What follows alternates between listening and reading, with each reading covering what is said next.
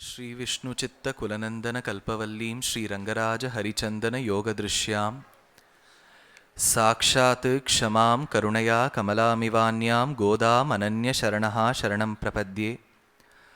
नीलातुङ्गस्तनगिरितटी सुप्तम् उद्बोध्य कृष्णं पारार्थ्यं स्वं श्रुतिशतशिरःसिद्धम् अध्यापयन्ति स्वोच्छिष्टायां स्रजनिगलितं या फलात् कृत्य भुङ्क्ते गोदा तस्यै नम इदमिदं भूय एवास्तु भूयः। அன்னவயல் புதுவை ஆண்டாள் அரங்கற்கு பன்னிதிருப்பாவை பல்பதியம் இன்னிசையால் பாடிக் கொடுத்தாள் நற்பாமாலை பூமாலை சூடிக் கொடுத்தாளை சொல்லு சூடிக் கொடுத்த சுடற்கொடியே தொல்பாவை பாடியருளவல்ல பல்பளையாய் நாடினி வெங்கடவர்க்கென்னை விதியென்ன இம்மாற்றம் நான்கணவா வண்ணமே நல்கு. शतमख मणिनीला चारुकल्हारहस्ता स्तनभर नमितांगी सांद्रवात्सल्य सिंधु अलकविनिहिताविर्स्रग्विरा कृष्णनाथा विलसतु हृदि गोदा विष्णुचित्तात्मजानः.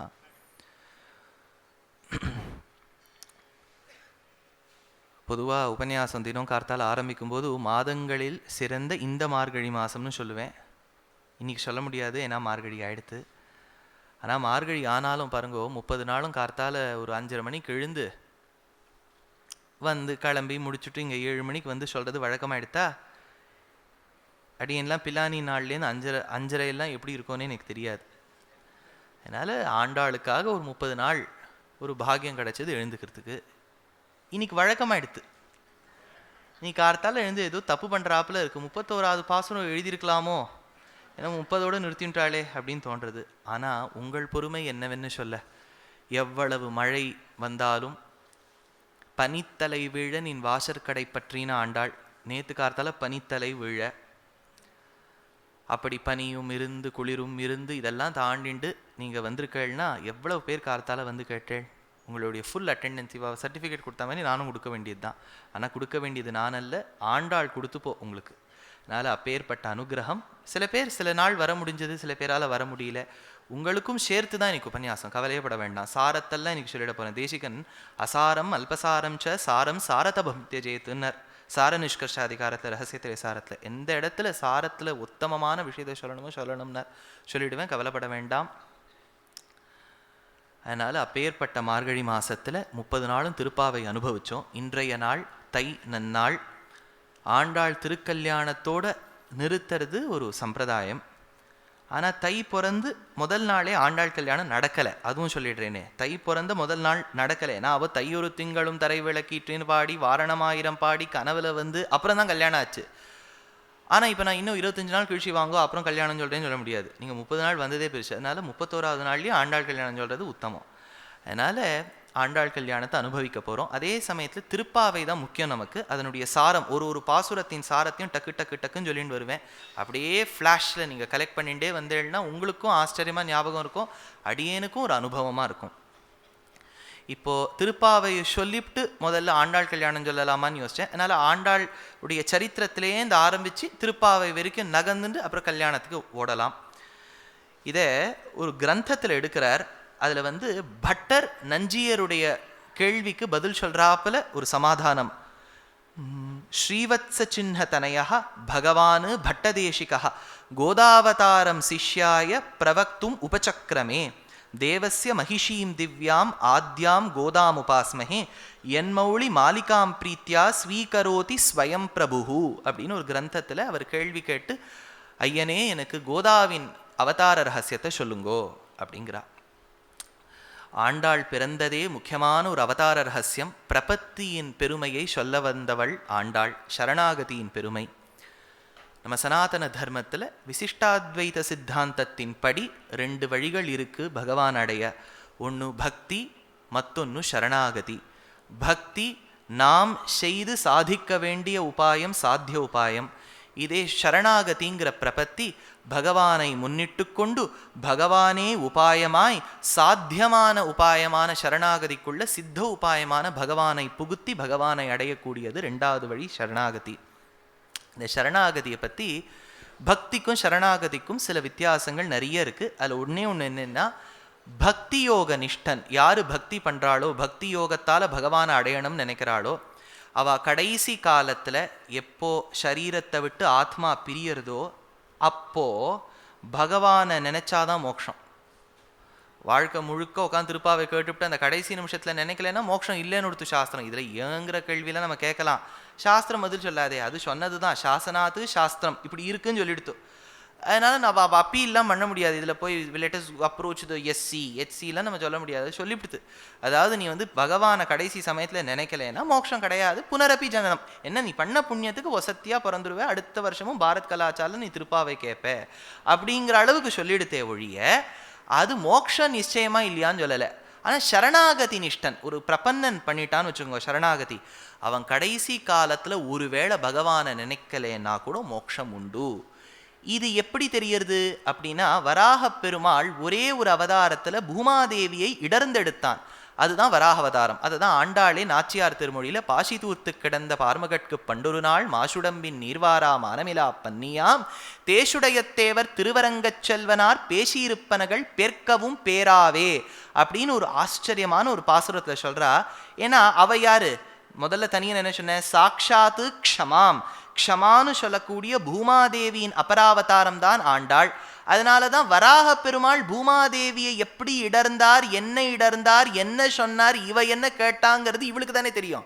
அதனால இவ சொல்றா பேசியிருப்பனகள் பேர்க்கவும் பேராவே. ஏன்னா வராக பெருமாள் பூமாதேவியை இடர்ந்தெடுத்த போது, இன்னைக்கும் நம்ம ஈசிஆர் ரோட்ல போனோம்னு வச்சுக்கோங்க, மகாபலிபுரம் மாமல்லபுரம் போவதற்கு முன்பே நமக்கு அந்த ரோட்லயே தெரியும் திருவிடந்தை அப்படிங்கிற ஆச்சரியமான திரு இடவேந்தை, திருவிடந்தைன்னு சொல்லுவா. இடவேந்தை எந்தை விரானேங்கிறார் ஆழ்வார். 108 திவ்யதேசங்களில் தொண்டை நாட்டு திவ்யதேசங்கள் 22ல் ஆச்சரியமான திவ்யதேசம் திருவிடந்தை. அந்த திருவிடந்தையில பகவான் பூமாதேவி இடர்ந்தெடுக்கின்றார். நித்திய கல்யாண பெருமாள்னு பேர், நித்திய கல்யாணர்னு பேரு. ஆனா அங்க பார்த்தெல்லாம் வச்சுட்டு இருக்கிறது பூமாதேவியை. பூமாதேவியை இவ்வளவு கிட்டக்க வச்சுட்டு இருக்கார், பெருமாளும் இவ்வளவு கிட்டக்க இருக்கார்.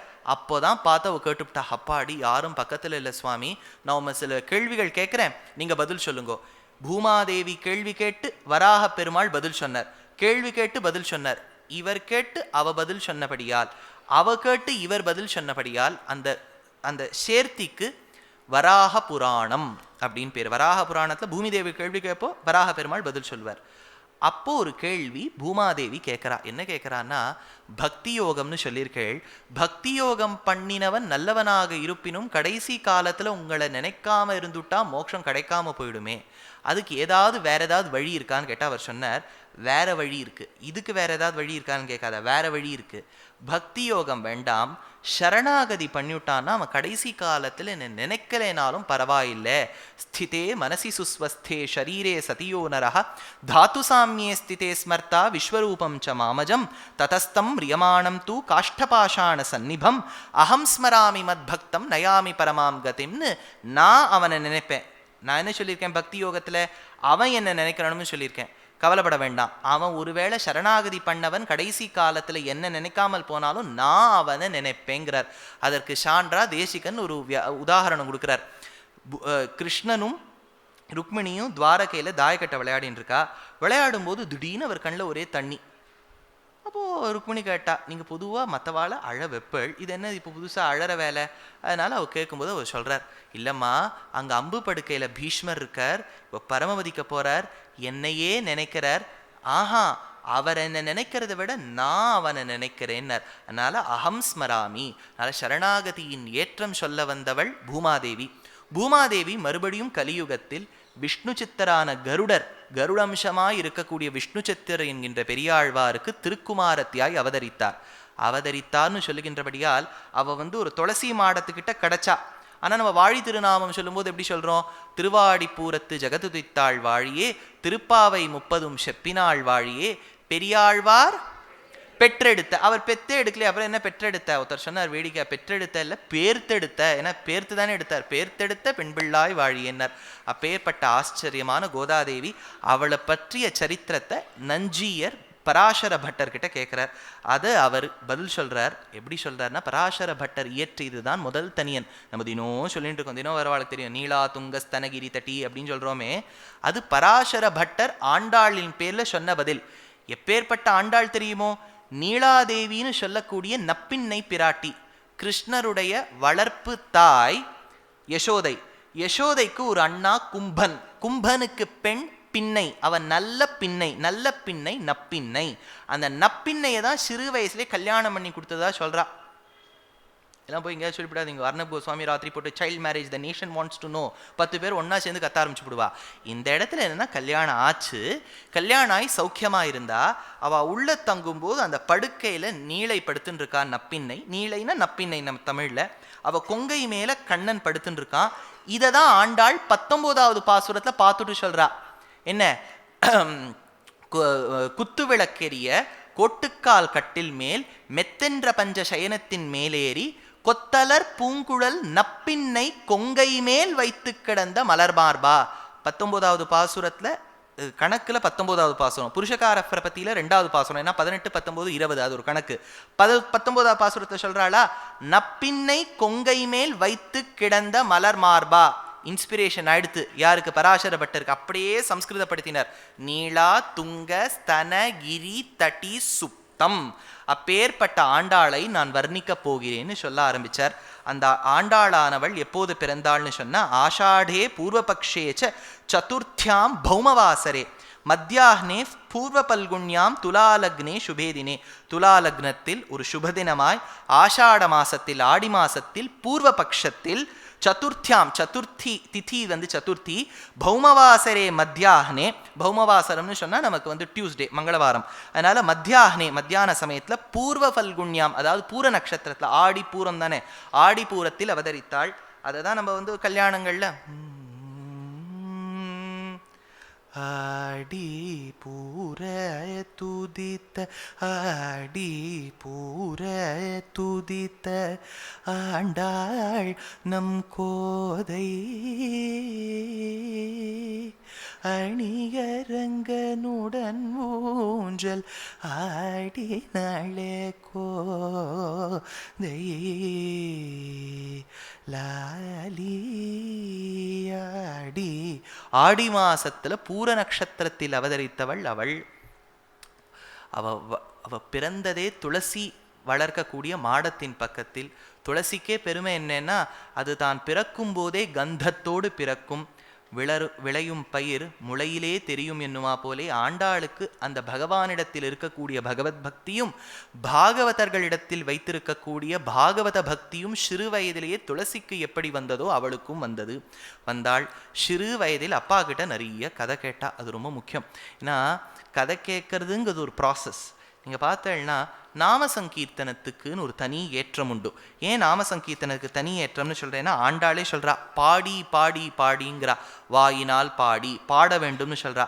பாடின்னு சொல்லுகின்றபடியால் ஒரு வியாக்கியாத்தா எவ்வளவு வாட்டி அவள் பாடின்னு சொல்லியிருக்காங்கிறத எடுத்திருக்கார். 18 வாட்டி திருப்பாவையில் பாடின்னு சொல்லியிருக்கா. பையத்துயின்ற பரமனடி பாடி உத்தமன் பேர் பாடி வாயினால் பாடி கேசவனை பாடவும் பாடிப்பறை கொண்டு முகில்வண்ணன் பேர் பாட மனத்துக்கினியானை பாடவும் கிள்ளிக்களைந்தானை கீர்த்திமை பாடி பங்கைய கண்ணானை பாடவும் முகில்வண்ணன் பேர் பாட துயின்ற பரமனடி பாடி உத்தமன் பேர் பாடி கேசவனை பாடவும் மாற்றழிக்க வல்லானை மாயனை பாட துயிலெழுப்பு பாடுவான் கேசவமும் யாம் பாடி உந்தன்னை பாடி பறை கொண்டுன்னு 18 வாட்டி பாடின்னு சொல்லியிருக்கா. நாம சங்கீர்த்தனத்துக்குன்னு ஒரு தனி ஏற்றம் உண்டு. இது உபன்யாசம்னு எடுத்துட்டேன்னா அது எந்த ரீதியில் போகும்னா, அடியேன் சொல்ல சொல்ல சொல்ல ஒழுங்கா சொல்ல சொல்ல சொல்ல, அதுவும் இருக்கே ஒழுங்கான்னு ஒரு வார்த்தையை சேர்த்துக்கணும். ஒழுங்கா சொல்ல சொல்ல உங்கள் மனசில் அந்த சீன் டெபிக்ட் ஆனோம். அதுதான் ஒரு உபன்யாசத்துக்கே பெருமை. நான் மாட்டுக்கு ஏதோ சொல்லிட்டு இருக்கேன், நீங்கள் மாட்டுக்கு ஏதோ கேட்டுட்டு இருக்கேன்னா சொல்கிறவர் மேலே தான் குற்றம் அதிகம். ஆதலால் சொல்லும்போது நேரடியாக அந்த காட்சியை கொண்டு நிறுத்தணும். காட்சியை கொண்டு நிறுத்தும் போது உங்கள் மனசு அதில் லயிச்சுட்டு நீங்கள் ஏதோ கஷ்டத்தோடு வீட்டிலேருந்து கிளம்பியிருக்கள்னு வச்சுக்கோங்க, அந்த கஷ்டம் உங்களுக்கு அந்த 5 நிமிஷம் மறந்து போயிடணும். அப்படி நீங்கள் அதுக்குள்ளே போயிட்டு வந்தால் அது உபன்யாசத்துக்குரிய தனி சிறப்பு. அது நாம் செய்வதல்ல, ஆண்டாள் நமக்கு அப்படி பாடி கொடுத்துட்டு போயிருக்கா. அப்பேற்பட்ட ஆண்டாள் சிறு வயதில் கதை கேட்டாள். அதனால தான் சொன்னேன், ராமனே கதை கேட்டிருக்கார். குஷிக சுத கதித விதித நவவிவித கதன் தேசிகன். விஸ்வாமித்ரர் கதை சொல்ல சொல்ல ராமர் கேட்டார். ஏதோ கேட்பாளே, திருநெல்வேலிக்கே ஏதோவா திருப்பதிக்கே ஏதோவான் ராமர் கேவா கதைன்னு கேட்டா. ராமர் ஏன் கதை கேட்டார்னா, அவர் கேட்டால்தான் பின்னாடி இருக்கவா சொல்லுவா ராமரே கதை கேட்டிருக்கார், அதனால நாமும் கேட்கலாம். ஒன்று அந்த இடத்துல தேசிகன் போட்டார் நவ விவித கதன்னர். புதுவிதமாக சொன்ன கதைகள். ஏன் புதுவிதமான ஒரு வார்த்தை போட்டார்னா, எப்போயுமே ஒரு கதை பழையசா இருக்குன்னு வச்சுக்கோ, அந்த பழைய கதை சொல்கிறாப்லேயே சொல்லப்படாது. இந்த காலத்துக்கு எப்படி ஏத்தா போல் இருக்கோ அது ஏத்தா போல சொன்னாதான் நமக்கு புரியும். அந்த காலத்தில் பானையை வச்சுட்டா தான் எல்லாம் வேதாந்தத்தினுடைய எக்ஸாம்பிள். நாங்கள்லாம் வேதாந்தம் படிக்கும்போது கட்ட கட்ட கட்ட மண்பானையை வச்சே சொல்லிவிடுவா. இப்போ மண்பானையை வச்சு சொன்னால் நமக்கு என்ன தெரியும்? மண்பானையே நம்ம பார்க்கறதே இல்லையே, யூஸ் பண்ணுறது வேற, பார்க்கறதே இல்லை. அதனால் அந்த காலத்துக்கு எது உதாரணமோ அதை எடுக்க வேண்டும். ஆண்டாளுக்கு சொல்லிக்கொண்டே வந்தார். அவளுக்கு ரொம்ப பிஞ்சாய் பழுத்தாளைங்கிறார் மணவாள மாமுனிகள். சிறு வயதிலேயே அவளுக்கு ஞானம் விகசிச்சுடுத்து. அப்பேற்பட்ட ஆண்டாள் ஒரு நாள் சென்றாள். செல்லும்போது எதிர்க்க ஒரு பெண் கேட்டாள், கண்ணனை பார்த்தியா என்று. பட்டிமைந்ததோர் காரேறு பலதேவர்க்கு ஓர் கிழ்கன்றாய் இட்டீரிட்டு விளையாடி இங்கே போத கண்டீரே அப்படின்னு இவ கேட்குறா. கண்ணனை பார்த்தியான்னு. எதுக்கு இருக்க பெண்ணு நான் கண்ணனை பார்த்தேன்னு சொல்லலை, பார்த்துருக்கா. ஆனால் எப்படி சொல்றா பாருங்க, இட்டமான பசுக்களை இனிது மறிந்து நீரூட்டி விட்டு கொண்டு விளையாடி விருந்தாவனத்தை கண்டோமே. கண்ணுக்குட்டி தவிக்கிறதான், தண்ணீரை எப்படி பருக வேண்டும் அப்படின்னு. அப்போ கிருஷ்ணர் நக்கி நக்கி காமிக்கிறார். நாக்கால நக்கி காமிச்ச உடனேதான் இந்த கண்ணுக்குட்டிக்கு கத்து கொடுக்குறாராம். அப்பேற்பட்டவனை நான் பார்த்தேங்கிறா. ஏன் நாக்கால நக்கிறது தப்புன்னு கேட்டால் இதெல்லாம் சாஸ்திர வாக்கியம், ஆண்டாள் எடுக்கிறது. ஏன் கிருஷ்ணர் நாக்கில் தண்ணீர் பருகிறத இப்படி காமிச்சிருக்கான்னா, பொதுவாக இந்த மிருக ஜாதிகளே நீங்கள் கையால் சாப்பிட்டே பார்க்க மாட்டேன் பாருங்க, வாயால் தான் சாப்பிடும். இப்போ நாயாக இருந்தாலும் எதுவாக இருந்தாலும் வாயால் சாப்பிடும். அதனால தான் நம்ம பெரியவாள்லாம் கையால் சாப்பிடுன்னு சொல்லியிருக்கா. ஆச்சாரஷீலன் ராமன். கிருஷ்ணாவதாரத்துக்கும் ராமாவதாரத்துக்கும் அது ஒரு பெரிய வித்தியாசம். ராமர் யார் தொட்டாலும் தொடாத படாத 10 இது இப்படியே இருப்பார். கிருஷ்ணர் அப்படி இல்லை, யார் வேணாலும் என்னை கட்டி பிடிச்சிக்கோங்க, யார் வேணாலும் என்ன வேணாலும் பண்ணிக்கோங்க. ரெண்டு அவதாரமும் இருந்து தினுசு. அதனால தான் கண்ணனை எங்கே காணலாம், ராமனை எங்கே காணலாம்னு கேட்டார் வியாக்கியாத்தா. ராமனை பத்னியான சீதையின் இது சேலை தன் திருமேனியில் பட ஆச்சாரம் குலைந்து விட்டதே என்று சரையூ நதியில் தீர்த்தமாடும் கட்டத்திலே காணலாம். அந்த காலத்தில் ராமரை காணவில்லைன்னு சொன்னால் எங்கே பார்க்கலாம்னா, ராமர் மேலே மறந்து போய் சீதையோட தலைப்பு பட்டுடுமா. பட்டுடுத்துன்னா வசிஷ்டர் சொல்லி வச்சுட்டு போயிருக்கார். அதாவது பரஸ்திரீகள் உன் மேலே படக்கூடாது ராமா, நாளைக்கு பட்டாபிஷேகம்னு. அந்த பரஸ்திரீகள்னு சொன்னது சீதையை தவிர்த்து வேற எந்த ஸ்திரீயும் படப்படாதுன்னு. ராமர் என்ன பண்ணிட்டார், அந்த கேட்டகரியில் சீதையும் சேர்த்துவிட்டார். சீதை கொஞ்சம் புரண்டு படுத்தா, அவள் தலைப்பு நுனி கொஞ்சம் ராமர் மேலே பட்டுடுத்து. உடனே சரையூல போய் குளிச்சுவிட்டார். இது ராமரை அங்கே காணலாம். கண்ணனை எங்கே காணலாம்? கார்த்திகைக்கு கார்த்திகை நாள் உடம்பு விட்டு தலை குடிக்கக்கூடிய அனாச்சார பிரச்சுரசீலர்கள் கோபஸ்திரீகள். வருஷத்துக்கு ஒரு நாள் தான் குளியல், கார்த்திகை மாதம் கார்த்திகை நட்சத்திரம். அதுவும் இந்த வருஷம் தலைக்கு விட்டுட்டு உடம்பு குளிப்பா, அடுத்த வருஷம் அது மிஞ்சி உடம்பு விட்டுட்டு தலை குளிப்பா. அப்படின்னா வருஷத்தில் எவ்வளோ வாட்டி புடவை மாற்றுவாளாம்? ஒரு வாட்டி தான். அந்த புடவை தலைப்புக்குள்ள தன் தலையை வச்சுன்னு நீட்டு இருப்பாராம் கிருஷ்ணர். கோபிமார்கள் பொய்சகத்தே காணலாம்னர். அதனால ரெண்டு ஆச்சாரமும் தெரிஞ்சுடுத்து. இப்போ கண்ணன் நக்கி நக்கி காமிச்சதுக்கு காரணம் என்னன்னா, கண்ணன் ஓரளவுக்கு ஆச்சாரத்தை கடைபிடிப்பார். கண்ணுக்குட்டிக்காக அந்த ஆச்சாரத்தையும் விட்டுட்டார். ஏன்னா மிருகங்கள் கையால் சாப்பிடாது, வாயால் தான் சாப்பிடும். ஆனால் ஆச்சாரசீலனான ராமனை பற்றி தேசிகன் சததூஷணியில் ஒரு இடத்துல எடுக்கிறார். என்ன சொல்கிறார்? ஆச்சாரசீலன் ராமர் எப்படின்னா, he will also select people with ஆச்சாரம் தான். நம்மளெல்லாம் ஏற்றுக்க மாட்டார்னு வச்சுக்கோங்க. அதில் 3 பேரை சேர்த்துட்டாராம். யாருன்னு கேட்டால், அவரை யாரோட ஒப்புமை சொல்கிறா? ராமரை யானையோட ஒப்புமை சொல்கிறா. மத்த மாதங்க காமினம், யானையை போல் நடப்பவன் ராமன். அவர் யாருடைய சக்கியத்தை நாடினார்? குரங்கு சக்கியத்தை நாடினார், வானர சக்கியத்தை நாடினார். வானர சக்கியத்தை நாடி சேது கட்டும் போது தொண்டரடி பொடியாழ்வார் சாதிக்கிறார், சலமிலா அணிலம் போலேன். அணில் அங்கே மண்ணெல்லாம் உதிர்த்துதுங்கிறார். அதனால் அவர் யானையை ஒப்பர். அதே மாதிரி வானர சக்கியம், அணில் சக்கியம் 3 இருக்கா? வானரம், யானை, அதே மாதிரி அணில். இது 3ம் பார்த்தீங்கன்னா கையால் சாப்பிடும் பாருங்க. அணில் கையால் சாப்பிடுமா? குரங்கும் கையால் சாப்பிடுமா? ஆனையும் தும்பிக்கையால் தானே சாப்பிட்றது. அதனால் ராமன் ஆச்சாரசீலனா இருக்கின்றபடியால் அவன் செலக்ட் பண்ண அனிமல்ஸும் எவ்வளோ ஆச்சாரங்கிற தேசிகன் சததூஷணியில் எல்லாம் அது பெரியவாளுக்கு ஏற்பட்ட ஒரு இது. அதனால் பட்டிமைந்ததோர் காரேறு பலதேவருக்கு ஒரு கிழ்கன்றாய்னா இந்த இடத்துல நக்கி நக்கி காமிக்கிறாராம் கண்ணுக்குட்டிக்கு எப்படி தீர்த்தம் குடிக்கணும்னு. அப்போ அந்த பெண் கேட்குறா, ஆண்டாள் கேட்குறா அந்த பெண்ணை, அதெல்லாம் வேண்டாமா, வேற ஏதாவது அடையாளம் இருக்கா சொல்லு, நீ பார்த்தது கண்ணன் தானா எனக்கு தெரியலேங்கிறா. அதுக்கு எது இருக்கு? பெண் சொல்கிறா, வினதை சிறுவன் சிறகென்னும் மேலாப்பின் கீழ் வருவானை விருந்தாவனத்தை கண்டோமே. வினதைக்கு சிறுவன், வினதைக்கு 2 பிள்ளைகள், அருணன் கருடன், கருடன் தான் சிறுவன். வினதை சிறுவன்னா கருடன் மேலே பறந்து இவர் இன்னும் மேலே கருப்பாயிடப்படாதேங்கிறதுக்காக நிழல் கொடுக்கிறார். வினதை சிறுவன் சிறகென்னும் மேலாப்பின் கீழ் வருவானை விருந்தாவனத்தே கண்டோமே என்று நாங்கள் நெருஞ்சி முள் நிறைந்த காடான விருந்தாவனத்தில் பார்த்தோம்னு சொல்றா. ஆண்டாளுக்கு கண்ணனை சிறு வயதிலிருந்து வரிக்க வேண்டும் என்பது ஆசை. அதனால அவ நாச்சியார் திருமொழி பாட ஆரம்பிச்சா. தையொரு திங்கள் தரைவிளக்கீற்றி தன்மண்டலமிட்டு மாசி முன்னாள் ஐயனு மணக்கொண்டு திருவணிந்து அழகினிற் கலங்கனுக்கு அனங்கதேவா உய்யவும் மாங்கோலோ என்று சொல்லி உன்னையும் உம்பியையும் தொழுதேன் வெய்யதோர் கழலுமிழ் சக்கரக்கை வேங்கடவர்க்கென்னை விதிக்கிற்றியே. தை மாசம் தொடங்கி கண்ணனை அடைய வேண்டும் என்பதற்காக நோம்பிருந்தா. யாரை நோக்கி நோம்பிருந்தா? மன்மதனை நோக்கி வர நோம்பிருந்தா கண்ணனை வரிக்கணும்னு ஆயிடுத்து முதல் திருமொழி. அடுத்தது அவ மணல் வீடு கட்ட ஆரம்பிச்சா. இந்த கடற்கரை ஓரத்தில் மணல் வீடு கட்டுறாப்புல கட்ட ஆரம்பிச்சா. அந்த மணல் வீடு கட்டிட்டு தியானிச்சா பகவான் யாரு கட்டுறாளோ அவ ஆசைப்படுறதை நிறைவேற்றி வைப்பார். அவ கட்டுறதுக்குள்ள கிருஷ்ணர் உதைச்சிட்டு போயிட்டார் மணல் வீடை. ஏன் உதைச்சார்னு கேட்டா அதுக்கு ஆண்டாள் சொல்றா, ஏன்பா உதைக்கிற? நாமமாயிரம் ஏத்தன் என்ன நாராயணா நரனே உன்னை மாமிதன் மகனாக பெற்றாள் எமக்குவாதை தவிருமே காமன் போதருக்கு காலமென்னு பங்குனி நாள் கடை பாரித்தோம் தீமை செய்யும் ஸ்ரீதரா எங்கள் சிற்றில் சிதையேலே. ஐயோ எங்க மணல் வீட்டை கலைக்கிறியே பண்ணார் பெரியவாச்சான் பிள்ளை வியாக்கியானம் பண்ணார். ஏன்னா கண்ணனுக்கு வருத்தமா என்ன அடையணும்னா என்ன கேட்காமல் ஹூ இஸ் திஸ் காமதேவன் இந்த மிடில் மேன்லாம் வச்சு எது கூப்பிடுற? டைரக்டாக சப்ளை செயின் மேனேஜ்மெண்ட்டில் டைரக்டாக கன்சியூமர் கிட்ட இப்போ மேனுஃபேக்சரர் கிட்ட வந்துடும். நீ எதுக்கு நடுவில் இந்த மிடில் மேன் கிட்டலாம் போகிற அப்படின்னு அவர் அந்த காலத்தில் பிஸ்னஸ்லாம் பேசியிருக்கார். அதனால் 2 பேருக்கும் மகாபாரதமே நேரிற்றுன்னு சொல்கிறார் பெரியவாச்சான் பிள்ளை. ஆச்சு கண்ணனை அடைய வேண்டும் என்பதற்காக தீர்த்தமாட வேண்டும் என்று நினைத்தாள். கோழி அழைப்பதன் முன்னம் குளிர்ந்து நீராடுவான் போந்தோ ஆகிலும் செல்வன் எழுந்தான் என்று 3வது திருமொழி பாடினாள். அதான உடனே குயிலை கூப்பிடுறா. குயிலே எப்படியாவது என் கோவிந்தன் கிட்ட போய் சொல்லு, நான் அவனை கல்யாணம் பண்ணிக்கணும்னு நினைக்கிறேன்னு சொல்லு, அவனையே நினைச்சுட்டு இருக்கேன்னு சொல்லுங்கிறா. மண்ணு பெரும் புகழ் மாதவன் மாமணின்னு சொல்லும்போது சொல்றா. அப்போ அந்த குயில் கேட்கறது, நீ எனக்கு பதிலுக்கு என்ன கொடுப்ப? ஏதாவது ஒரு காரியம் பண்ணிதான் திருப்பி கொடுக்க வேண்டாமோ, சும்மா யாராவது வேலை பண்ணிட்டு போவாளோ? அதுக்கு ஆண்டாள் சொல்றா, நான் அழகான ஒரு கிளியை வளர்த்திருக்கேன். இன்னடி சிறு ஊட்டி என் பாரமுது ஊட்டி என் கோல கிளியை உன்னோடு தோழமை கொள்ளுவான் குயிலே கோவிந்தன் வர கூவாய். நான் உனக்கும் அந்த குயிலுக்கும் கல்யாணம் பண்ணி வச்சுப்படுறேன். குயிலே குயிலே உனக்கும் அந்த கிளிக்கும் கல்யாணம் பண்ணி வச்சுடுறேன், அப்படியாவது கோவிந்தன் கிட்ட போய் சொல்லுன்னா. அந்த குயில் போகிற வேகம் நமக்கு எப்படின்னு தெரியும். அது தாங்க முடியல.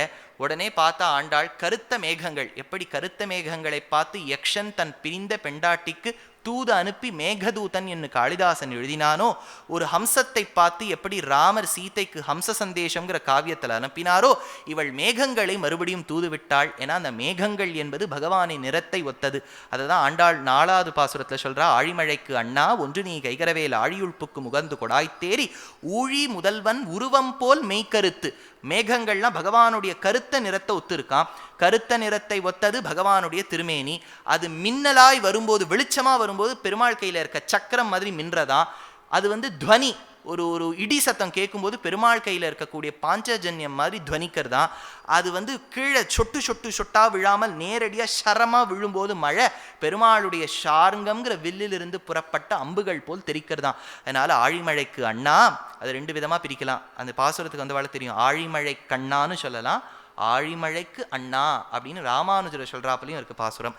ஆழிமழைக்கு அண்ணா ஒன்று நீ கைகரவேல் ஆழியுள்புக்கு முகந்து கொடாய்த்தேரி ஊழி முதல்வன் உருவம் போல் மெய்கருத்து பாழியந்தோளுடைய பற்பனாவன் கையில் ஆழி போல் மின்னி வலம்புரி போல் நின்று அதிர்ந்து தாழாதே ஷார்ங்க முதைத்த ஷர மழை போல் வாழ உலகினில் பெய்திடாய். நாங்கள் உட்காந்து குண்டும் குழியிலையும் உட்காந்து டிராஃபிக்கில் போகிற மாதிரி குழியா வைக்காத, வாழறா மாதிரி மழை பெய்யணும், வாழ வைக்கக்கூடாத மாதிரி மழை பெய்யடாது. அதனால் வாழ உலகினில் பெய்திடாய் நாங்களும் மார்கழி நீராடன்னு பாடுறா. ஆண்டாள் இப்போ மேகங்களை பார்த்து சொல்றா, நீ திருப்பதிக்கு போறியே, திருப்பதி பெருமாள் கிட்ட சொல்லு, நான் அவனையே வரிக்க வேண்டும் என்று நினைக்கிறேன். விண்ணீல மேலாப்பு விரித்தாற்போல் மேகங்காள் தென்னீர்ப்பாய் வேங்கடத்தின் திருமாலும் போந்தானேன்னு பாடுறா. மேலே பாடிட்டு வரும்போது ஒருத்தர் சங்கு எடுத்துன்னு போறார். அந்த சங்கு எடுத்துன்னு போகும்போது 18 வாத்தியங்கள்ல ஆச்சரியமான வாத்தியம் சங்கவாத்தியம். இன்னைக்கு நம்ம தமிழகத்தில் விட்டுவிட்டோம் சங்கவாத்தியம் வாசிக்கிறதே. 18 மங்களகரமான வாத்தியத்தில் ஒன்று சங்கவாத்தியம். அதனால செங்கல் பொடிக்கூரை வெண்பல் தவர்த்தவர் தங்கள் திருக்கோயில் சங்கிடுவான் போதந்தார். சங்கு ஊதனம்னு சன்னியாசிகளுக்கு சொல்லியிருக்கா. சன்னியாசிகள் எச்சப்பட்டுமே ஊதாம இருந்தா சிஷ்யர்கள் கிட்ட ஊத வைக்கணுமா. 18 மங்கள வாத்தியங்கள்ல சங்கவாத்தியம் ஒசத்தியான வாத்தியம். நம்ம அர்த்தத்தையும் மாத்திட்டோம் சார், சங்க ஊதிவிட்டான் சாருங்கிறோம். சங்கெல்லாம் ஊதினா தப்பா, சங்கு ஊதிவிட்டார்னா மங்களகரமாக. அதனால தான் அபார்த்தங்கள் சொல்லியே நமக்கு எந்த வாத்தியம் எதுக்குன்னு இல்லை. ஆனால் ஸ்ரீ வைஷ்ணவ சம்பிரதாயத்தில் எதுவுமே ஷார்ட்கட்டு. 18 வாத்தியத்தையும் வாசித்து அதுக்கெல்லாம் ஏற்பாடு பண்ணுறது ரொம்ப கடினம். வேதம் சொல்லிடுத்து சர்வவாத்தியமயி கண்டா, 18 வாத்தியங்களுக்கும் சமமாக ஒரு கண்டை இருக்குமா. அதனால தான் பெருமாள் கோவிலில் கண்டை சேவிக்கிறது ரொம்ப முக்கியம். கண்டையை சேவிச்சுட்டா 18 அதுக்குள்ளே அடங்கும். இது யூனிவர்சல் செட், அதெல்லாம் இதுக்குள்ளே சப்செட்டாக இருக்குது. அதனால் சங்க பார்த்தா ஆண்டாள், சங்க பார்த்தோம்னா அது மேலே ஆச்சரியமான பாசுரம் ஏற்ற வேண்டும் என்பது ஆசை. ஏன்னா ஆழ்வார்களுக்கு சக்கரத்து மேலே தான் கொஞ்சம் பெருமை, சங்க பார்த்து கண்டுக்கவே மாட்டா. அதனால் ஆண்டாள் பார்த்தா நம்ம இவாள இந்த சங்க தான் நம்ம பாட வேண்டும். ஏன்னா சக்கரத்தை பகவான் எவ்வளவு தூரம் வச்சாலும் இவ்வளோ தான் வைக்க முடியும், வாய்க்குள்ளே வச்சா அவரையும் குளிச்சுப்படும் அது. அதனால சங்கு தான் வாய்க்குள்ளே போயிட்டு வெளில வருது. ஷாட்டா தூக்கம், எழுந்தா பசி, ரெண்டு முக்கியமாக நமக்கு இருக்கணும். சாப்பாடு தூக்கம். சங்குக்கு சாப்பிடணும்னு நினச்சா பகவான் வாய்க்குள்ளே போய் எச்சையை முழுங்கிடுமா, தூங்கணும்னு நினச்சா பகவான் கையிலேயே தூங்கிடுமா. 9 சொல்லில் உலகளந்தான் வாயமுதம் கண்படை கொள்ளில் கடல்வண்ணன் கைத்தலத்தே. அப்பேற்பட்ட ஆண்டாள் தான் வரிக்க வேண்டும் என்று நினைத்த கண்ணனின் வாய் எப்படி வாசனை அடிக்கிறது, நல்ல ஸ்மெல்லாக இருக்கணும் இல்லையா, ஃபவுல் ஸ்மெல்லாக இருக்கக்கூடாது. அதனால கேட்குறா, கருப்பூரம் நாருமோ கமலப்பூ நாருமோ திருப்பவழ செவ்வாய்தான் தித்தித்திருக்குமோ மறுப்புஷித்த மாதவந்தன் வாய்ச்சுவையும் நாற்றமும் விழிப்புற்று கேட்கின்றேன் சொல்லாழி வெண்சங்கே என்று சங்கை பிரார்த்திக்கின்றாள். அப்படி பிரார்த்தித்த உடனே ஒரு நாள் அவளை பற்றி சரித்திரம் என்ன சொல்கிறதுன்னா, பெரியாழ்வார் புஷ்ப கைங்கரியம் பண்ணிட்டு இருந்தார். புஷ்பத்தை நல்லா தொடுத்துட்டு இருப்பார். சாஸ்திரத்தை சில புஷ்பங்கள் யூஸ் பண்ணலான்னு சொல்லியிருக்கு, சிலது வேண்டான்னு சொல்லிடுத்து. இப்போது அந்த காலத்தில் ஒரு கேள்வி, நீங்கள் இப்போ கடவுள் புஷ்பம் எல்லாவற்றையும் ஏற்றுக்கொள்ள வேண்டும், அவர் சிலரை ஒதுக்கி சிலரை மட்டும் ஏற்றுக்கொண்டால் எப்படி பொருந்தும்? அந்த காலத்தில் புரட்சியெல்லாம் உண்டு. அதுக்கு அவர் சமாதானம் சொன்னார் பராசர பட்டர். இது சில புஷ்பங்கள் வேண்டான்னு சொன்னதுக்கு காரணம் பகவானுக்கு அந்த புஷ்பம் பிடிக்காம இல்லை, அந்த புஷ்பங்களுக்கெல்லாம் முள்ளுள்ள புஷ்பமா. அந்த முள்ளுள்ள புஷ்பத்தை தன் குழந்தைகளான பாகவதோத்தமர்கள் பறிக்கும்போது அவ கை குத்திட்டா என்ன பண்றதுன்னு அந்த முள்ளுள்ள புஷ்பங்கள் வேண்டான்னு சொல்லிட்டாராம் பெருமாள். அதனால புஷ்பங்களை தொடுத்த மாலையாம் தோமாலை என்று பகவானுக்கு அர்ப்பணித்தாள். யார் அர்ப்பணித்தார்? பெரியாழ்வார். அவர் ஒரு நாள் ஏதோ மறந்து வச்சுட்டு போயிட்டார். என்ன மறந்து வச்சுட்டு போயிட்டார்னு திரும்பி பார்க்குறது மாலை மறந்து வச்சுட்டார். திரும்பி பார்த்தா அந்த சமயத்தில் ஆண்டாள் சொல்கிறது குரு பரம்பராசாரம். பொதுவாக நம்ம கேட்குற சரித்திரம் எப்படி, ஆண்டாள் மாலையை போட்டுண்டா கண்ணாடியில் பார்த்தா அது இல்லை, கூரை உடுத்தி கொவ்வை செவ்வாய் திருத்தி திருமண் திருத்தி தானும் அந்த நழகை கிணற்றில் கண்டாள்னு சொல்கிறா. அதாவது கூரை உடுத்தி கூரைப்பாட உடுத்தின்ட்டாளாம். அது என்ன 4.5 வயசு ஆண்டாளுக்கு, 5 வயசில் கல்யாணம், எல்லாம் ஆகும்போது 4.5ன்னு வச்சுக்கோங்க. அதுக்கு கூரை புடவையா ப்ளவுஸ் பீஸே போகிறோம் கூரையாக உடுத்துறதுக்கு. உடுத்தின்னு இருக்கா. அவளுக்கு ஆசை கூரை புடவை உடுத்திட்டு கொவ்வை செவ்வாய் திருத்தி. அதுதான் என்னால் யோசித்தேன், வாட் இஸ் திஸ் கொவ்வை செவ்வாய் லிப்ஸ்டிக், அவ்வளோதான். கொவ்வை செவ்வாய் திருத்துதல் போட்டுண்டு மையெல்லாம் தீட்டிண்டு திலகம் தீட்டிண்டு அந்த மாலையை தரிச்சுண்டு அழகாக தன் கிணற்றில் அழகை பார்த்தா. அவ கிணற்றில் தான் அழகை பார்ப்பதை பெரியாழ்வார் பார்த்துட்டு வருத்தப்பட்டார். ரொம்ப வருத்தப்பட்டு இந்த மாதிரி செய்யலாமா ஆண்டாள், பெருமாளுக்கு சேர்த்து வைத்த மாலையை நாம் அணிந்து கொள்ளலாமோங்கிற வருத்தத்தில் மறுபடியும் ஒரு மாலையை தொடுத்து சென்றார், பகவானுக்கு அர்ப்பணித்தார். அர்ப்பணித்தவுடன் அது ஆயிடுத்து. நம்ம என்ன கேள்விப்படுவோம், பகவான் ஏற்றுக்கலை, அதெல்லாம் இல்லை, ஏற்றுண்டார். ஆனால் அப்புறம் என்ன நடந்ததுங்கிறத பார்ப்போம். இப்போ ஆண்டாள் மறுபடியும் ரொம்ப வருத்தத்தில் இருந்தா, அப்பா இப்படி கண்டுபிடிச்சி விட்டாரே, கண்ணன்லாம் வரிக்கக்கூடாதுன்னு சொல்கிறாரே, கண்ணன் தெய்வமா, நான் வரிக்கப்படாதான் ரொம்ப வருத்தப்பட்டு அவள் ஜோசியக்காரர்கிட்ட போயிட்டா. என் சுவாமி இவ்வளவு நாள் நீங்கள் சொன்னேள் நவகிரகம் வேண்டாம், அவளும் போயிட்டாள, ஆண்டாளையும் விடலை. ஆனால் ஜோசியக்காரர் என்ன பண்ணிட்டா, இன்னைக்கு லீவ் சுட்டி, வெளில போட் போட்டிருக்கு, நாட் அவைலபிள் டுடே அப்படின்னு. அந்த காலத்தில் எப்படின்னா ஒரு சூச்சகமான வாச்சகம் கூடல்னு ஒரு இது பண்ணுவா. மணலில் கண்ணை மூடி இப்படி 2 ரவுண்டு போடணும், 2 சர்க்கிளும் ஒரு இடத்துல சேர்ந்து கொடுத்துன்னு வச்சுங்கோ, நீங்கள் என்ன நினைக்கிறோ அது நடக்கும். அரையும் குறையுமா பார்க்கப்படாது. ஏன்னா காந்தாரி கிருஷ்ணர் திருவடி அப்படி பார்த்துட்டு எரிச்சுட்டா, அந்த மாதிரி பார்க்கப்படாது.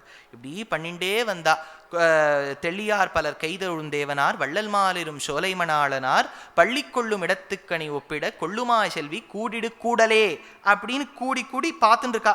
அவரும் கண்ணனும் சேருவாளான். இது கூட ஒரு சரணாகதி பண்ணவன் பார்க்கக்கூடாது. நம்ம என்ன கர்மாவோ அதை அனுபவிச்சு தான் தீரணும். சாஸ்திரப்படி முக்கியமாக எம்பெருமானார் சம்பிரதாயப்படி இந்த இதுக்கு போகிறது அதுக்கு போகிறது, அதுக்கு ப்ளவுஸ் பீஸ் கொடுக்குறது, இதுக்கு ப்ளவுஸ் பீஸ் கொடுக்குறது, அதாவது நாம் செய்ய வேண்டிய சமுதாய தொண்டு நிறைய செய்யணும். பாகவத உத்தமர்களுக்கு நல்ல விருந்து சமைக்கணும், கோவிலுக்கு நம்மளால் முடிஞ்சதை கொடுக்கணும். ஆனால் இது செய்தால் அது உண்டுங்கிற காரியம் எல்லாம் கிடையாதுன்னு விட்டா சரணாகதி. ஏன்னா அப்படி பண்ண ஆரம்பித்தோன்னு வச்சுக்கோங்க, பக்தி போய் பிஸ்னஸ் வந்துடுறது. அதாவது நான் இது பண்ணுறேன், இதை தேங்காயை உடைக்கிறேன், இதில் ஏறுறேன், அதை குத்துறேன், நெருப்பில் நடக்கிறேன், ஒன்றும் பண்ண வேண்டாம். பெருமாளை கேளுங்க. நம்ம அப்பா அம்மா நிறைவேற்றுறதை விட பெருமாள் நமக்கு நிறைவேற்றுவார். அவன் எதுக்கு இருக்கான்? நம்ம கொடுக்கறதுக்கு தானே. இப்போ கொடுக்கலன்னா நமக்கு இப்போதைக்கு வேண்டாம்னு அவர் நினைச்சிருக்காரே ஒழிய, கொடுக்கப்படாதுங்கிற எண்ணம் இருந்தால் அவர் அன்னையாய் அத்தனாய் என்னை ஆண்டிடும் தன்மையானாக இருப்பனோ. அதனால கூட ஆரம்பிச்சா ஆண்டாளுக்கு அப்போ தான் தெரியுது, ஐயோ நம்ம அப்பா வந்து ரொம்ப ஸ்ட்ரிக்ட் ஸ்ரீ வைஷ்ணவேட்டாச்சே, இதெல்லாம் பண்ணப்படாதே அப்படின்னா. அதனால் அந்த நாச்சியார் திருமொழியில் அந்த 10 பாசுரத்தில் மட்டும், இந்த கூடல் பாசுரத்தில் மட்டும் ஆண்டாள் தம் பேரையே சொல்லிக்கல. பாக்கி எல்லா திருமொழியிலையும் முடிக்கும்போது பட்டர் பிரான் கோதைன்னு சொல்லுவோம், இந்த இடத்துல சொல்லிக்கல. இன்னும் சொல்லிட்டா எல்லாரும் போய் சொல்லுவாளே உமா ஆண்டாள் தான் கூடல் பார்த்துட்டு இருக்கான்னு. சொல்லவே இல்லையா ஆண்டாள். ஆயிடுத்து இப்படி ஒருத்தருக்கிட்டையா பிரார்த்திக்கிறா. அப்போ பகவான் கனவுல பிரத்யக்ஷமாய் வந்து சொல்றார், கவலைப்படாதே, யாம் அவளை வரிக்கின்றோம் சொல்லிட்டார் பெரியாழ்வாருக்கு. இதே சமயத்தில் ஆண்டாளுக்கு ஒரு எண்ணம், கண்ணனை வரிக்க வேண்டும் என்றால் என்ன செய்ய? அதுக்கு அப்பா கிட்ட போய் கேட்டா. அப்பா ஒன்றுமே பதில் சொல்லலை. இல்லைம்மா பாவை நோன்பு இருக்கணும்னு சொல்கிறான்னார். அப்படியா, பாவை நோன்பு இருக்கணுமான்னு சொல்லி ஆண்டாள் அந்த பாவையை எப்படி நோப்பதுன்னு சொன்னது தான் நாளுக்கு ஒரு பாசுரமாய் அமைந்த திருப்பாவை. அதை தான் இப்போ கொஞ்சம் டீட்டெயிலாக பார்க்க போகிறோம். ஏன்னா டக்குன்னு முடிச்சுவிட்டேன். இதையே நான் நீட்டி மெதுவாக நடந்தா ஜல் ஜல் பல்பல் எல்லாம் சொல்லலாம். டக்கு நகரணமே கதை, அப்போ தான் திருப்பாவைக்கு வர முடியும். அதனால் திருப்பாவை 30 பாசுரம். அதனால் தப்பாக பாடாமல் தப்பாமல் பாட வேண்டும். எப்படி? கடைசியில் முடிக்கிறா.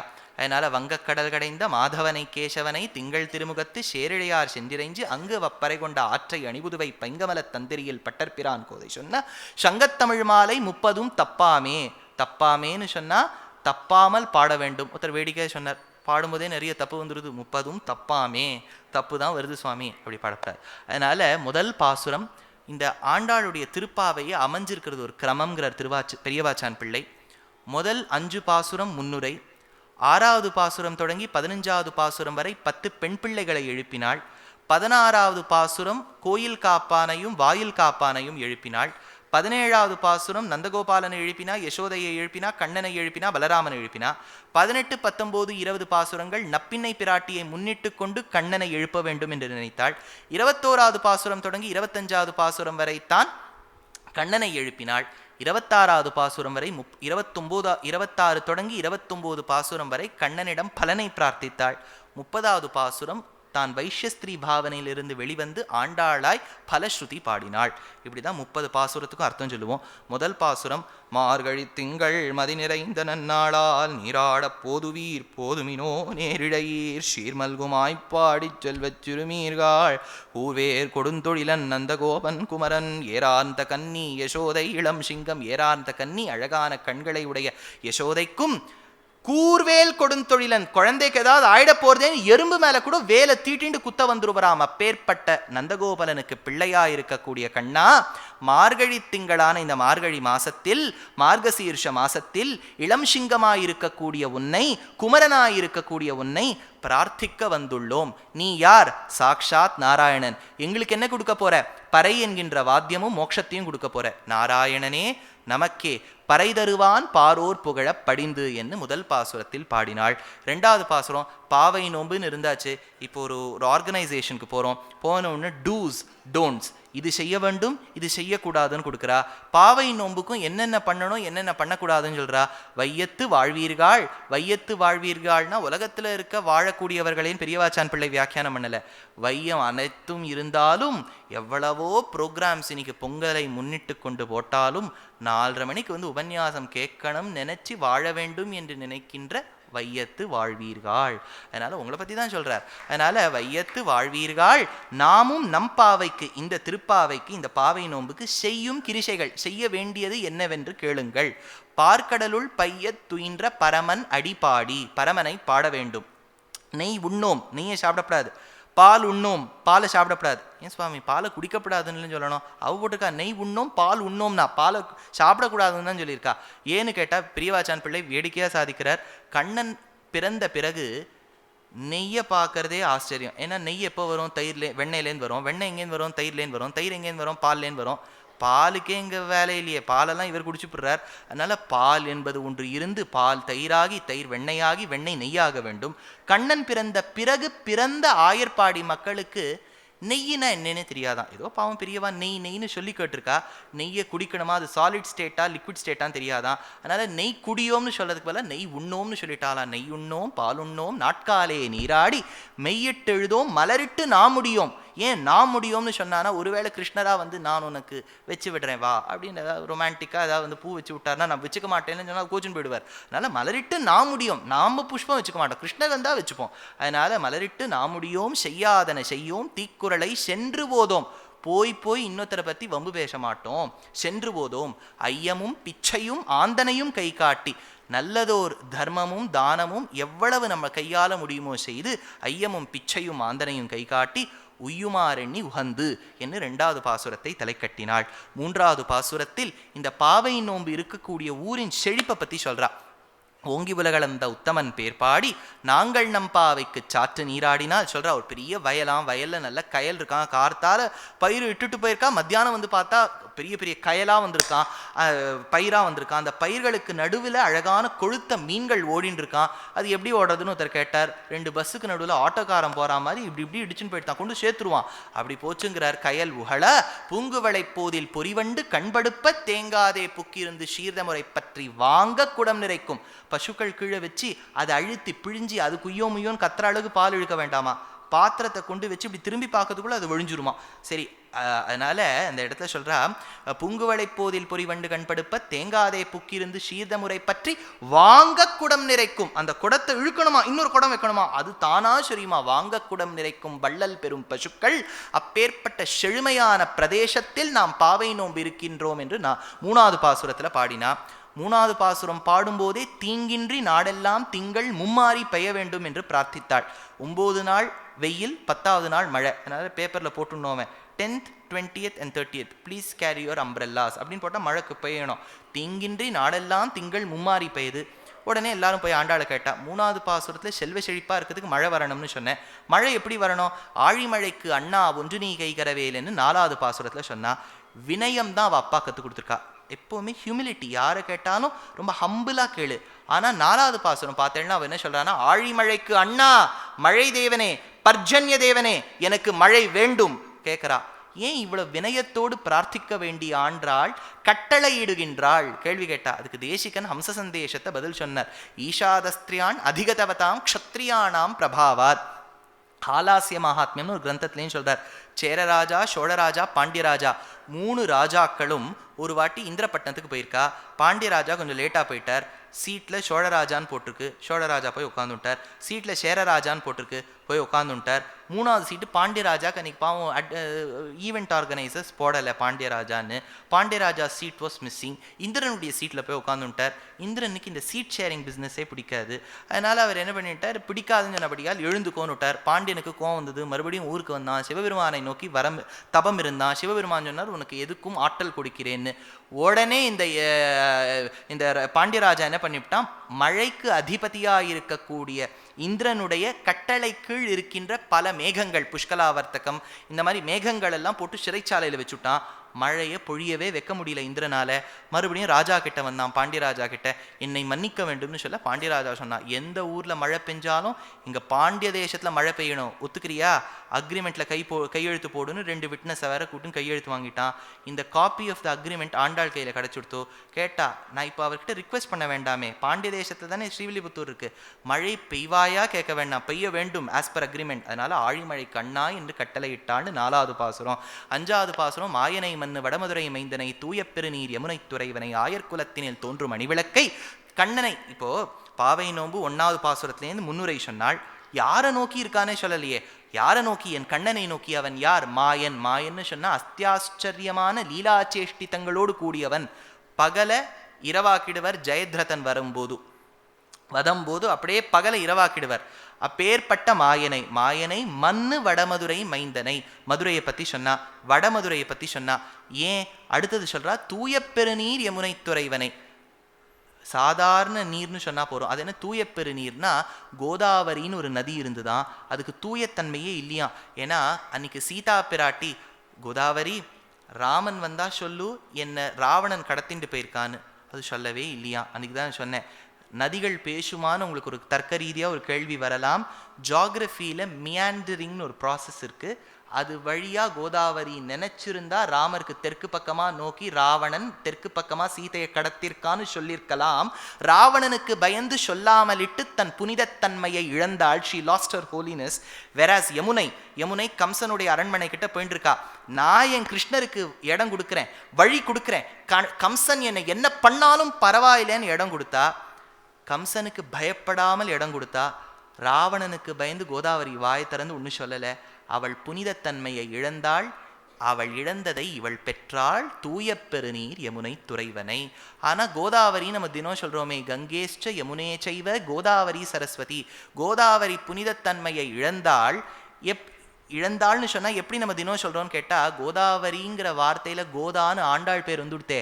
கோதாவரி ஜெகதிதம் பயசா புனிதே. அதனால் இழந்த புனிதத்தன்மையை மறுபடியும் பெற்றாள். அதனால் தூயப்பெருநீர் யமுனை துறைவனை, ஆயர்குலத்தினில் தோன்றும் மணிவிளக்கை, தாயை குடல் விளக்கம் செய்த தாமோதரனை என்ன பாடினாள். அடுத்தது 6வது பாசுரத்தில் தான் முதல் பெண்ணை இழுப்புற ஆண்டாள். அவ யாருன்னா, புள்ளும் சிலம்பினகான் புள்ளரையன் கோயில் வெள்ளை வெளிசங்கின் பேரரவம் கேட்டிலையோ. ஆண்டாள் வெள்ளை நிற்கிறா, பெண்ணு உள்ள படுத்துன்னு இருக்கா, நடுவில் கதவு.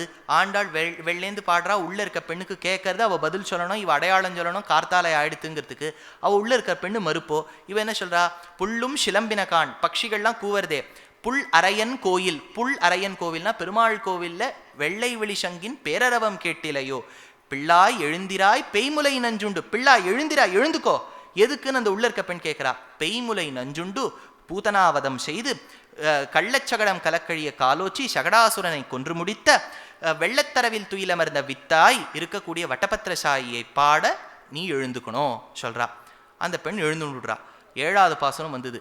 7வது பாசுரத்தில் இருக்க பெண்ணை எழுப்பணும் ஆண்டாள். அப்பதான் சொல்றா, கீசு கீசு என்று இங்கும் ஆனைச்சாத்தன் கலந்து பேசின பேச்சரவம் கேட்டிலையோ பெய்ப்பெண்ணே. பரத்வாஜ பட்சிகள் ஒன்னா சேர்ந்து துவனிக்கிறதே அவன் காதல விழலியான்னு கேட்டா. அதுக்கு வியாக்கியாதா அழகா சமாதானம் சொன்னார். கீசு கீசுனா ஒன்றும் இல்லையா, கிருஷ்ணனை பாடணும். கிருஷ்ணானா கிச்சு கிச்சுன்னு கூப்பிடுவோம் இல்லையா, கிச்சு கிச்சுங்கிறதா மறுவி நம்ம கீசு கீசுன்னு பாட வேண்டாமா. கீசு கீசு என்றுங்கும் ஆனைச்சாத்தன் கலந்து பேசின பேச்சரவம் கேட்டிலையோ பெய்ப்பெண்ணே.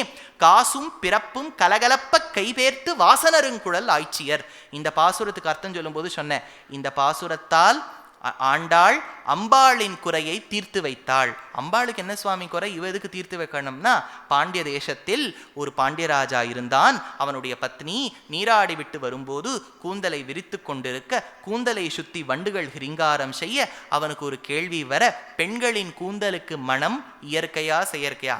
இதுதான் சுவாமி நன்னா புரியுது, எவ்வளவு வாட்டி பார்த்துருக்கோம். கூந்தல் மனம் இயற்கையா செயற்கையா என்று ஒரு வினா வர, அதுக்கு சமாதானம் சிவபெருமான் ஒரு ஓலையில் ஒரு கவிதை எழுப்பி தருமிங்கிற ஒரு ஏழை பிராமணனிடம் கொடுத்து அனுப்ப, நக்கீரன் அதை பார்த்து சொன்னான். எப்படி இவன் சொல்லியிருக்கான், எழுதினவர் சொல்லியிருக்கார், பெண்களின் கூந்தலுக்கு மனம் இயற்கை, செயற்கை கிடையாது. நேச்சுரல் ஃப்ராக்ரன்ஸ் ஒன்றுமே போடப்படாது. அதாவது ஃப்ருக்டஸ் கார்னியர் ஒன்றுமே போடாமல் நல்ல வாசனை இருக்கணும். அதுதான் பெண்களுக்கு இருக்குன்னு சொல்லியிருக்கார். அதை மறுத்துட்டார் நக்கீரர். சிவபெருமான் கேட்டார், சாதாரண பெண்களுக்கு ஆம் அப்படியே, ஏன் தேவகுல பெண்களுக்கு ஆம் அப்படியே, ஈசனின் இடபாகமாக இருக்கக்கூடிய பர்வதவர்தினியான அம்பாளுக்கும் அப்படியே. அம்பாளுக்கு இதை கேட்டுவிட்டு ரொம்ப சேட் ஆயிடுது. நன்னாதானே இருக்கு வாசனை, வேறு எதுக்கு இப்படிலாம் சொல்ற, வருத்தப்பட்டு விட்டா. பூமாதேவியை கூட்டா. அங்கே ரவுண்ட் டேபிள் கான்ஃபரன்ஸ் மேலே நடக்கிறது. பூமாதேவி சொன்னா, கவலைப்படாத, உன் குறைய நான் தீர்த்து வைக்கிறேன். அதே பூமாதேவி அதே பாண்டிய தேசத்தில் ஸ்ரீவில்லிபுத்தூரில் ஆண்டாளாய் பிறந்து பெண்களுக்கு கூந்தலில் மனம் இயற்கைதான் என்று பாடுவதற்காக 7ஆம் பாசுரத்தில் வாச நறுங்குழல் ஆய்ச்சியர், நல்ல வாசனையோடு கூந்தல் படைத்த ஆட்சிமார்கள் என்று பாடினாள். 8வது பாசுரம் வந்தது. 8வது பாசுரம் வரும்போதுதான் ஆச்சரியமாய் ஆண்டாள், ஒரே ஒரு செகண்ட்,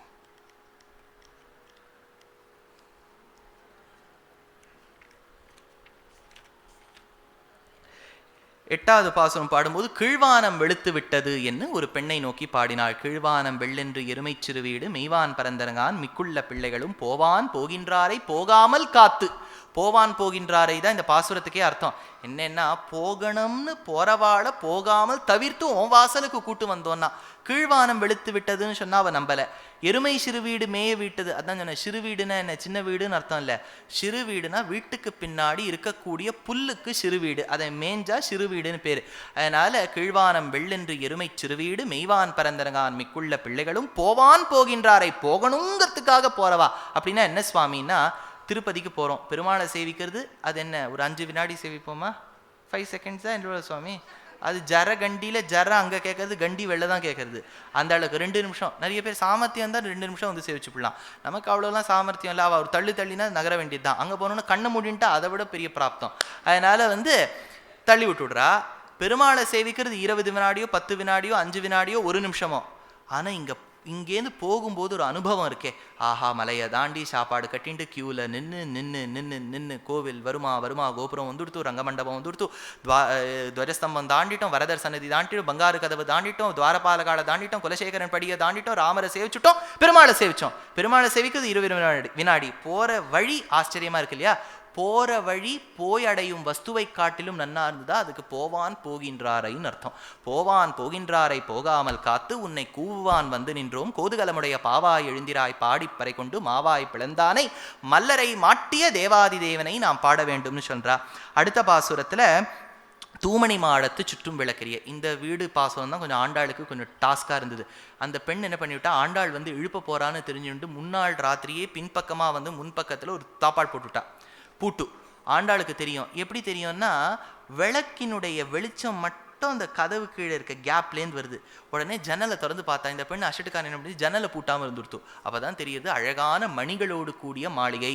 தூமணி மாடத்து சுற்றும் விளக்கெரிய தூபம் கமழ, நல்ல வாசனை, துயில் அணைமேல் கண் வளரும். அதில் தூங்கின்னு இருக்கானா அந்த பெண், எவ்வளோ ஒரு சௌக்கியம் பாருங்க. மாமான் மகளே மணிக்கதவம் தாழ்த்திரவாய் மாமீரவளை எழுப்பீரோ. அந்த பெண் அம்மா கிட்ட சொல்லி வச்சிருக்கா, அம்மா ஆண்டாள் எழுப்பிடுவோ ஜாகிரதேன்னு. அம்மாவுக்கு தெரியாது இவ ஜன்னல் வழியா ஆண்டாள் திறந்து பார்த்துட்டு இருக்கான்னு. வந்து பெண்ணை பார்க்கறா, சட்டுன்னு ஆண்டாள் கேட்கறா அந்த அம்மாவை பார்த்து, ஏண்டி உன் பொண்ணு எழுப்ப மாட்டியா? உன் மகள் தான் ஊமையோ அன்னி செவிடோ அனந்தலோ ஏமப்பெருந்துயில் மந்திரப்பட்டாளோ மாமாயன் மாதவன் என்று அவனை எழுப்புன்னு சொல்றா. அடுத்து அதான உடனே 10வது பாசுரத்தில் ஒரு பெண்ணை போய் எழுப்புறா. அவள் எப்படின்னா, நோன்பு நோத்து பகவானை அடைய வேண்டும் என்று இருக்கக்கூடியவள். நோற்று சுவர்க்கம் புகுகின்ற அம்மனாய் மாற்றமும் தாராரோ வாசல் திறவாதார் நாற்றத்துழாய்முடி நாராயணன் நம்மால் போற்ற பறைதரும் புண்ணியனால் பண்டொரு நாள் குற்றத்தின் வாய் விழுந்த கும்பகர்ணனும். இது வரைக்கும் கிருஷ்ணாவதாரம் பாடிவிட்டா, திடீர்னு உள்ள இருக்க பெண்ணு ராம பக்தைன்னு தெரிஞ்சு இன்னைக்கு பண்டொரு நாள் குற்றத்தின் வாய் விழுந்த கும்பகர்ணனும் தோற்றும் உனக்கே பெருந்துயில் தான் தந்தானோ அப்படின்னா, திருக்குடந்தை ஆண்டவன் ஆச்சரியமா இதுக்கு ஒரு விஷயம் சொல்லுவார். ராமர் வந்து கும்பகர்ணனோட போரிட்டார். போரிடும்போது கும்பகர்ணன் தோத்து போகிற சமயமாயிடுத்து.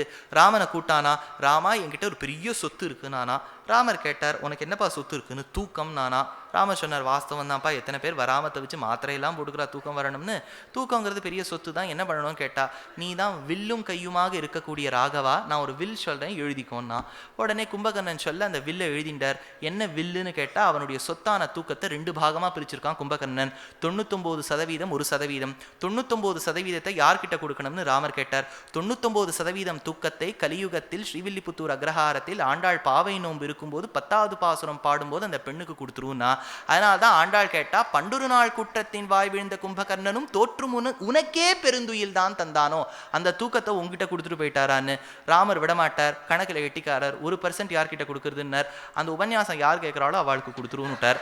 அதனால பண்டொரு நாள் குற்றத்தின் வாய் விழுந்த கும்பகர்ணனும் தோற்றும் உனக்கே பெருந்துயில் தான் தந்தானோ அப்படின்னு 10வது பாசுரம் பாடுறா. 11வது பாசுரத்தில் ஒரு செல்வந்தனின் பெண்ணை எழுப்புறா. கற்றுக்கரவை கனங்கள் பலகரந்து செற்றார் திரழிய சென்று சிறச் செய்யும் குத்தமுன்னில்லாத கோவலர்த்தம் பொற்கொடியே புற்றரவல்குள் புனமையிலே போதராய் சுற்றத்து தோழிமார் எல்லாரும் வந்து முற்றம் புகுந்து முகில்வண்ணன் பேர்பாத சிற்றாதே பேசாதே செல்வ பெண்டாட்டி. இது ஒன்னொன்னுத்துக்கும் அர்த்தம் மன்னி மன்னி அடின்னு சொல்லியிருக்கேன்.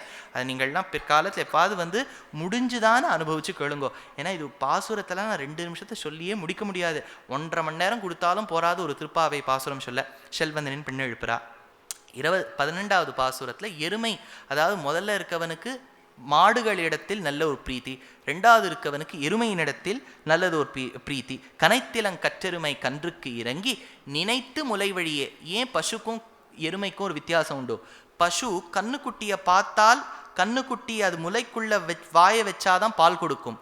எருமை அப்படி இல்லை, நினைச்ச இடத்துலையே கண்ணுக்குட்டியை தன் எருமை குட்டியை நினைச்சுதானே பால் கொடுக்குமா. நினைச்சு இடம் பால் கொடுக்கும் எருமை, வாய் வைத்தால்தான் பால் கொடுக்கக்கூடியது இது. அதனால தான் பெருமாளுடைய அவதாரங்களை தேசிகன் சங்கல்ப சூரியோதயம்ங்கிற நாடகத்தில் எடுக்கிறார். அதில் சொல்லும்போது மத்ஸ்ய கமட பக்ஷி அப்படின்னு 3 எடுத்து சொல்றார். மத்ஸ்யன்னு சொல்லுகின்றபடியால் மத்ஸ்யாவதாரம் எடுத்தார் பகவான். தாய் மீன் குட்டி மீனை தன் பார்வையாலேயே போஷிக்கும். ஒரு பறவையானது, ஏன்னா பகவான் ஹம்சாவதாரம்னு பறவையா அவதாரம் எடுத்தாரே, பறவையானது தன் ஸ்பரிசத்தால் அந்த முட்டையை நன்னா சூடுபடுத்தி பொறிக்க வைக்கும்.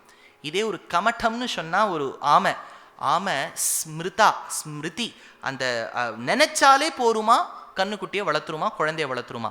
அதனால அதுபோல் இருக்கின்றது எருமை. கனைத்திலங்கற்றெருமை கன்றுக்கு இறங்கி நினைத்து முலை வழியே நின்று பால் சோர நினைத்தில்லம் சேரார்க்கும் நற்செல்வம் தங்காய். பொதுவா மண்ணும் தண்ணியும் கலந்து சேரார்தான் நம்ம பார்த்துருக்கோம். இவன் வீடு எவ்வளவு செழிப்புனா பாலும் மணலும் கலந்து சேராதான். அதனால அப்பேற்பட்ட வீட்டுக்குடையவனின் தங்கையே அப்படின்னு எழுப்புறா. அது அடுத்தது 13வது பாசுரத்துல கண்ணனின் பெருமையை சொல்றா. புள்ளின் வாய் கிண்டானை பொல்லாவரக்கனை கிள்ளிக்களைந்தானை கீர்த்திமை பாடிப்போய் பிள்ளைகள் எல்லாரும் பாவை களம் புக்கார் வெள்ளி எழுந்து வியாழன் முழங்கிற்று என்று பல அடையாளங்களை சொல்லி எழுப்புறா. அத 14வது பாசுரம். இந்த பாசுரத்துல தான் நான் சொல்லியிருக்கேன், எம்பெருமானாருக்கு யாதவ பிரகாஷரிடம் போரிடுவதற்கு வாக்குவாதம் செய்வதற்கு ஒரு பாசுரம். யாதவ பிரகாஷன்னு ராமானுஜருக்கு ஒரு ஆச்சாரியர். அவர் திருப்புட்குழிங்கிற திவ்யதேசத்தில் மண்டபத்தில் தான் இருந்தார். ராமானுஜர் ஒரு நாள் கிளாஸுக்கு சுட்டி போட்டுவிட்டார். அடுத்த நாள் கிளாஸுக்கு போகிறார். கார்த்தால கிளம்பும்போது 4 மணிக்கு ஸ்ரீபெரும்புதூரை விட்டு கிளம்பினாதான் 6:30 மணிக்கு இவர் போய் திருப்புட்குழி சேர முடியும். கிளம்பும்போது அம்மா தயிர் கடைஞ்சுட்டு இருக்கா. கடையும் போது பாடுறா, உங்கள் புழக்கடை தொட்டத்து வாவியுள் செங்கழி நீர் வாய் நெகிழ்ந்து ஆம்பல்வாய் கூம்பின காணின்னு ஆண்டாளுடைய 14வது பாசுரத்தை பாடுறா. அதை கேட்டுண்டு இவர் கிளம்புறார். அங்கே போகிறார். ஒரு குழந்தை கேட்கறது, சுவாமி நேற்று நீங்கள் சாந்தோக்கிய உபநிஷத்துலேருந்து ஒரு அர்த்தம் சொன்னேள், ததா கப்பியாசம் புண்டரீகம் ஏவமக்ஷினி, பெருமாளுடைய அழகான கண்கள் எது மாதிரி இருக்குன்னு சொன்னேள், கொஞ்சம் மறுபடியும் சொல்ல முடியுமான்னு கேட்டார். யாதவ பிரகாஷர் சொல்கிறார், குரங்கின் பின்பகுதி போல் இருக்கின்றது பகவானுடைய கண்கள்னர். ராமானுஜருக்கு கண்லேன் தாரதாரையா தண்ணி அப்படி சொல்லப்படாது. உயர்வான ஒருவனின் அழகான நேத்திரங்களை போய் ஒரு ஒரு குரங்கின் பிற்பகுதி யோசிச்சு பாருங்களேன். பெருமாளுடைய கண்ணை நினைப்போமா, இத்தனை நினைப்போமா, இப்படி சொல்லலாமான்னு அர்த்தம் கேட்டா நீ என்ன அர்த்தம் சொல்லுவேன்னர். கபிஹினா குரங்கு மட்டும் அர்த்தம் கிடையாது. கம்பிபதி இதி கபிஹி, எது தண்ணீரை பருகுகின்றதோ அதற்கும் கபிஹின்னு பேரு. சூரியனுக்கு கபிஹின்னு பேரு. கப்பியாசம்னா சலிலமான தண்ணீரோடு நீளமான நாளத்தோடு கூடிய தாமரை எப்படி கதிரவனின் கிரணங்கள் பட்டு மலருமோ அதுபோல் பகவானுடைய அழகான கண்கள் கடியவாகி புடைபறந்து மிளிர்ந்து செவ்வரியோடு நீண்டவ பெரியவாய கண்களோடு கூடிய பெருமாள் என்று சொன்னார். இதற்கு காரணம் என்னன்னா, இங்க ஆண்டாள் கொடுத்த 14வது பாசுரம் தான் ரோல் மாடல், இன்ஸ்பிரேஷன் அவருக்கு. உங்கள் புழக்கடை தொட்டத்து வாவியுள் செங்கழு நீர் வாய் நெகிழ்ந்து ஆம்பல்வாய் கும்பினகான் செங்கல் பொடிக்கூரை வெண்பல் தவர்த்தவர் தங்கள் திருக்கோயில் சங்கிடுவான் போதந்தார் என்று சன்னியாசிகளின் பெருமையை சொன்னாள். 15வது பாசுரம் வந்தது. 10வது பெண்ணை எழுப்பணும். ஏன்னா 6ஆம் பாசுரம் தொடங்கி 15வது பாசுரம் 10வது பெண்ணுன்னா 10வது பெண்ணு 15 வந்துடுத்தோ. அப்பதான் ஒரு கொழாடி சண்டை போட்டுட்டு இருக்கா ஆண்டாள். எல்லே இளங்கிளியே அப்படின்னு கூப்பிடுறா. உள்ள இருக்க பெண்ணு காலங்கார்த்தால இப்படி கூப்பிடாதடி 4 மணிக்கு சில் என்று அழையேல் மின்னுங்கிறா. இவ நங்கை மீர் போதருகின்றேன் வல்லே உன் கட்டுரைகள், உனக்கு யாரடி உன்னோட பேசி ஜெயிக்க முடியும், பண்டே உன் வாயறிதும் வல்லீர்கள் நீங்களே, இப்படி சண்டை போட்டு இருக்கா. ஏன் சுவாமி கொழாடி சண்டையெல்லாம் எப்படி திருப்பாவையில் வந்ததுன்னு கேட்டா, இது வரைக்கும் கொழாடி சண்டை. அடுத்த வரி பாருங்கோ, நானேதான் ஆயிடுக, நான் தான் தப்பு பண்ணேன்னு வச்சுக்கோயேங்கிறா. உயர்ந்த வைஷ்ணவ லட்சணம் அதுங்கிறா பெரியவாள்லாம். அதாவது ஒரு தவறு செய்தாலும் செய்யாவிட்டிலும் நான் பண்ணேன்னு ஒத்துனுட்டும் அந்த இடத்துல சமாதானத்துக்கு போகிறதான் வைஷ்ணவ லட்சணமா. நானேதான் ஆயிடுக என்று. அதனால்தான் பெரியவாச்சான் பிள்ளை வியாக்கியானம் பண்ணும்போது திருப்பாவையில் திருப்பாவை இதுங்கிறார். திருப்பாவைக்குள்ள திருப்பாவை பாசுரம்னா இந்த பாசுரம், இந்த ஒரு பாசுரம் தெரிஞ்சுட்டான போருமா. ஆனால் மறுபடியும் மற்றதெல்லாம் சொல்ல போகிறேன். ஆனாலும் இந்த 15 தெரிஞ்சுட்டா ஒசத்திங்கிறா. அதனால் 16வது பாசுரத்தில் கிருஷ்ணர் வீட்டு வரைக்கும் போயாச்சு. போய் பார்த்தா தான் வேரியஸ் லெவல்ஸ் ஆஃப் செக்யூரிட்டி, நிறைய த்ரெட்டு வந்திருக்கு போல இருக்கு. வாசலில் வீட்டு வாசலில் எல்லா பக்கமும் வச்சுருக்கான். அப்போ தான் கோயில் காப்பானை சென்று பிரார்த்திக்கின்றாள், வாயில் காப்பானை சென்று பிரார்த்திக்கின்றாள். நாயகனாய் நின்று நந்தகோபனுடைய கோயில் காப்பானே, கொடித்தோன்றும் தோரணவாயில் காப்பானே, மணிக்கதவம் தாழ்த்திரவாய் ஆயர் சிறுமியரோ உமக்கு என்று பாடுகின்றாள். பாடிட்டு கிருஷ்ணர் வீட்டுக்குள்ள போலான்னு நினைக்கிறா. மனசுக்குள்ள நினைக்கிறா இப்படி இருக்கும் வீடுன்னு. திறந்து பார்க்கறா மனசால. 17வது பாசுரம் வந்துடுத்து. அம்பரமே தண்ணீரே ஷோரே அறம் செய்யும் எம்பெருமான் நந்தகோபாலா எழுந்திராய், கொம்பனார்க்கு எல்லாம் கொழுந்தே குலவிளக்கே எம்பெருமாட்டி அசோதாய் அறிவுராய், அம்பரம் ஊடறுத்து ஓங்கி உலகளந்த உம்பர்கோமானே உறங்காது எழுந்திராய், செம்பொற்கடலடி செல்வா பலதேவா என்று 4 பேரை எழுப்புறா. ஆர்டரில் படுத்துட்டு இருக்காளாம். முதல்ல படுத்துட்டு இருக்கிறது நந்தகோபன், அடுத்தது யசோதை, அடுத்தது கண்ணன், அடுத்தது பலராமன். ஏன் முதல்ல நந்தகோபன் படுத்துட்டு இருக்கார். அவருக்கு என்ன பெருமை? அம்பரமே தண்ணீரே ஷோரே. அம்பரம் ஒரு வஸ்திரம், தண்ணீர் தண்ணீர், ஷோரே சாப்பாடு, இது மூணுத்தையும் தானமாக கொடுத்து கொடுத்து நீண்ட வள்ளல் நந்தகோபன். அம்பரமே தண்ணீரே ஷோரே அறம் செய்யும் எம்பெருமான் நந்தகோபாலா, அப்பேற்பட்ட நந்தகோபாலா எழுந்திராய்ங்கிறா. அடுத்தது கொம்பனார்க்கெல்லாம் கொழுந்தே குலவிளக்கேன்னு இருக்கக்கூடிய யசோதா எழுந்துக்கோங்கிறா. அம்பரம் ஊடறுத்து ஓங்கி உலகளந்த உம்பர் கோமானேன் கண்ணன் எழுப்புறா. செம்பொருக்கழலடி செல்வா பலதேவான்னு கொழுந்தனாரான பலராமன் எழுப்புறா. ஏன் சுவாமி இந்த ஆர்டர்ல எழுப்புறான்னு கேட்டா, கிருஷ்ணாவதாரம் இவளுக்கு நன்னா தெரியும். கிருஷ்ணருடைய பிள்ளை பிரத்யும்னன், பிரத்யும்னன் பிள்ளை அனிருத்தன். அனிருத்தன் இருந்த காலத்துல தான் அசுரனுடைய பெண்ணு உஷான்னு இருந்தா. உஷாக்கு அனிருத்தனை கல்யாணம் பண்ணிக்கணும்னு ஆசை. சித்திரலேகாங்கிற தோழி அப்படியே அந்த படுக்கையோடு அந்த அனிருத்தனோடு துவாரகையிலேருந்து கடத்திண்டு கொண்டு வந்து அசுரபுரியில வச்சுட்டா. 2 பேரும் புரண்டு படுத்தா. என்ன பார்வை உந்தன் பார்வைன்னு சௌக்கியமா இருந்தா. அப்பாவுக்கு பிடிக்கல, சிறைச்சாலையில வச்சுட்டார். பேப்பரில் நியூஸ் வந்துடுத்து, கிருஷ்ணாஸ் கிராண்ட்சன் ஹஸ் பீன் அரெஸ்டட்னு. கிருஷ்ணர் பார்த்தார், தாத்தா பண்ணாத தப்பா பேரம் பண்ணிவிட்டான் அப்படின்னு சொல்லிட்டு அந்த அசுரனோட சண்டை போட போனார். சண்டை போட்டுவிட்டு ஜெயிச்சுட்டு வந்துட்டார். வந்த உடனே தான் ஆண்டாளுக்கு தெரியுது, அன்னைக்கு அனிருத்தன் பக்கத்தில் யாரும் ஒரு ஒரு ஒரு ஒரு சப்போர்ட்டுக்கோ ஒரு சேஃப்டிக்கோ படுத்துக்கவே இல்லை. அதனால அனிருத்தனை கடத்தின்னு போயிட்டா. இன்னைக்கு கிருஷ்ணரையும் நம்ம தனியாக படுக்க விட்டுட்டோம்னா யாராவது கடத்தின்னு போயிட்டா. அதனால நந்தகோபனை வச்சா, யசோதையை வச்சா, அந்த பக்கம் பலராமனை வச்சதா பெரியவாச்சான் பிள்ளை வியாக்கியானம் பண்றார். 18வது பாசுரம் வந்தது. இனிமே இவாளெல்லாம் முன்னிட்டு பண்ண வேண்டாம், பிராட்டியை முன்னிட்டு செய்யலாமென்னு உந்து மதகளிற்றன் ஓடாத தோல்வலியன் நந்தகோபாலன் மருமகளே நப்பின்னாய் கந்தம் கமழும் குழலி கடைதிரவாய் வந்தெங்கும் கோழி அழைத்தனகான் மாதவி பந்தல் மேல் பல்கால் குயிலினங்கள் கூவினகான் பந்தார் விரலி உன் மைத்துனன் பேர்பாட செந்தாமரை கையால் சீரார் வளையொலிக்க வேண்டும் என்று எம்பெருமானார் மூர்ச்சித்து கிடந்த பாசுரமாம் 18வது பாசுரத்தில் நப்பின்னையே அழகான தாமரையை ஒத்த விரல்கள் படைத்த நப்பின்னையே அழகான கூந்தல்களுடைய நப்பின்னையே நீ உன் அழகான வளையல் ஓசை செய்திட்டு கதவை திறந்து என்னை கண்ணனை காண்பிக்க வேண்டும் என்று நினைக்கின்றாள். 19வது பாசுரம் வந்தது. அங்கதான் குத்து விளக்கெரிய கோட்டுக்கால் கட்டில் மேல் மெத்தென்ற பஞ்ச சயனத்தின் மேலேறி உள்ள ஜன்னல் வழியா பார்த்தா அந்த படுக்கைக்கு மேல நப்பின்னை, நப்பின்னைக்கு மேல் அவ மார்புக்கு மேல கிருஷ்ணர் படுத்துட்டு இருக்கார். நப்பின்னை கொங்கை மேல் வைத்து கிடந்த மலர் மார்பா வாய்த்திரவாய் மைத்தடங்கண்ணினாய் நீ உன் மணாளனை எத்தனை போதும் துயிலழ ஒட்டாய்கான் எத்தனையேனும் பிரிவாற்ற இல்லாயால் உன்னை பிரிஞ்சு என்னால இருக்க முடியலன்னு சொல்றா. 20வது பாசுரம் வந்தது. 30 மூவர் அமரர்க்கு முன்சென்று, 30 முக்கோடி தேவர்கள்னு சொல்றோம் இல்லையா, ஆண்டாள் சொல்றா. 12 ஆதித்யர்கள், 11 ருத்ரர்கள், 12 ஆதித்யர்கள், 8 வசுக்கள், அஸ்வினி குமாரர்கள், 11, 12, 8, 2 சேர்த்தா 33. 33 கோடி தேவர்களுக்கு முன்னாடி இந்த இடத்துல 30 மூவர் அமரர்க்கு முன்சென்று கப்பம் தவிர்க்கும் நடுக்கத்தை தவிர்க்கக்கூடிய கலியே துயிலழா என்று பாடுகின்றாள்.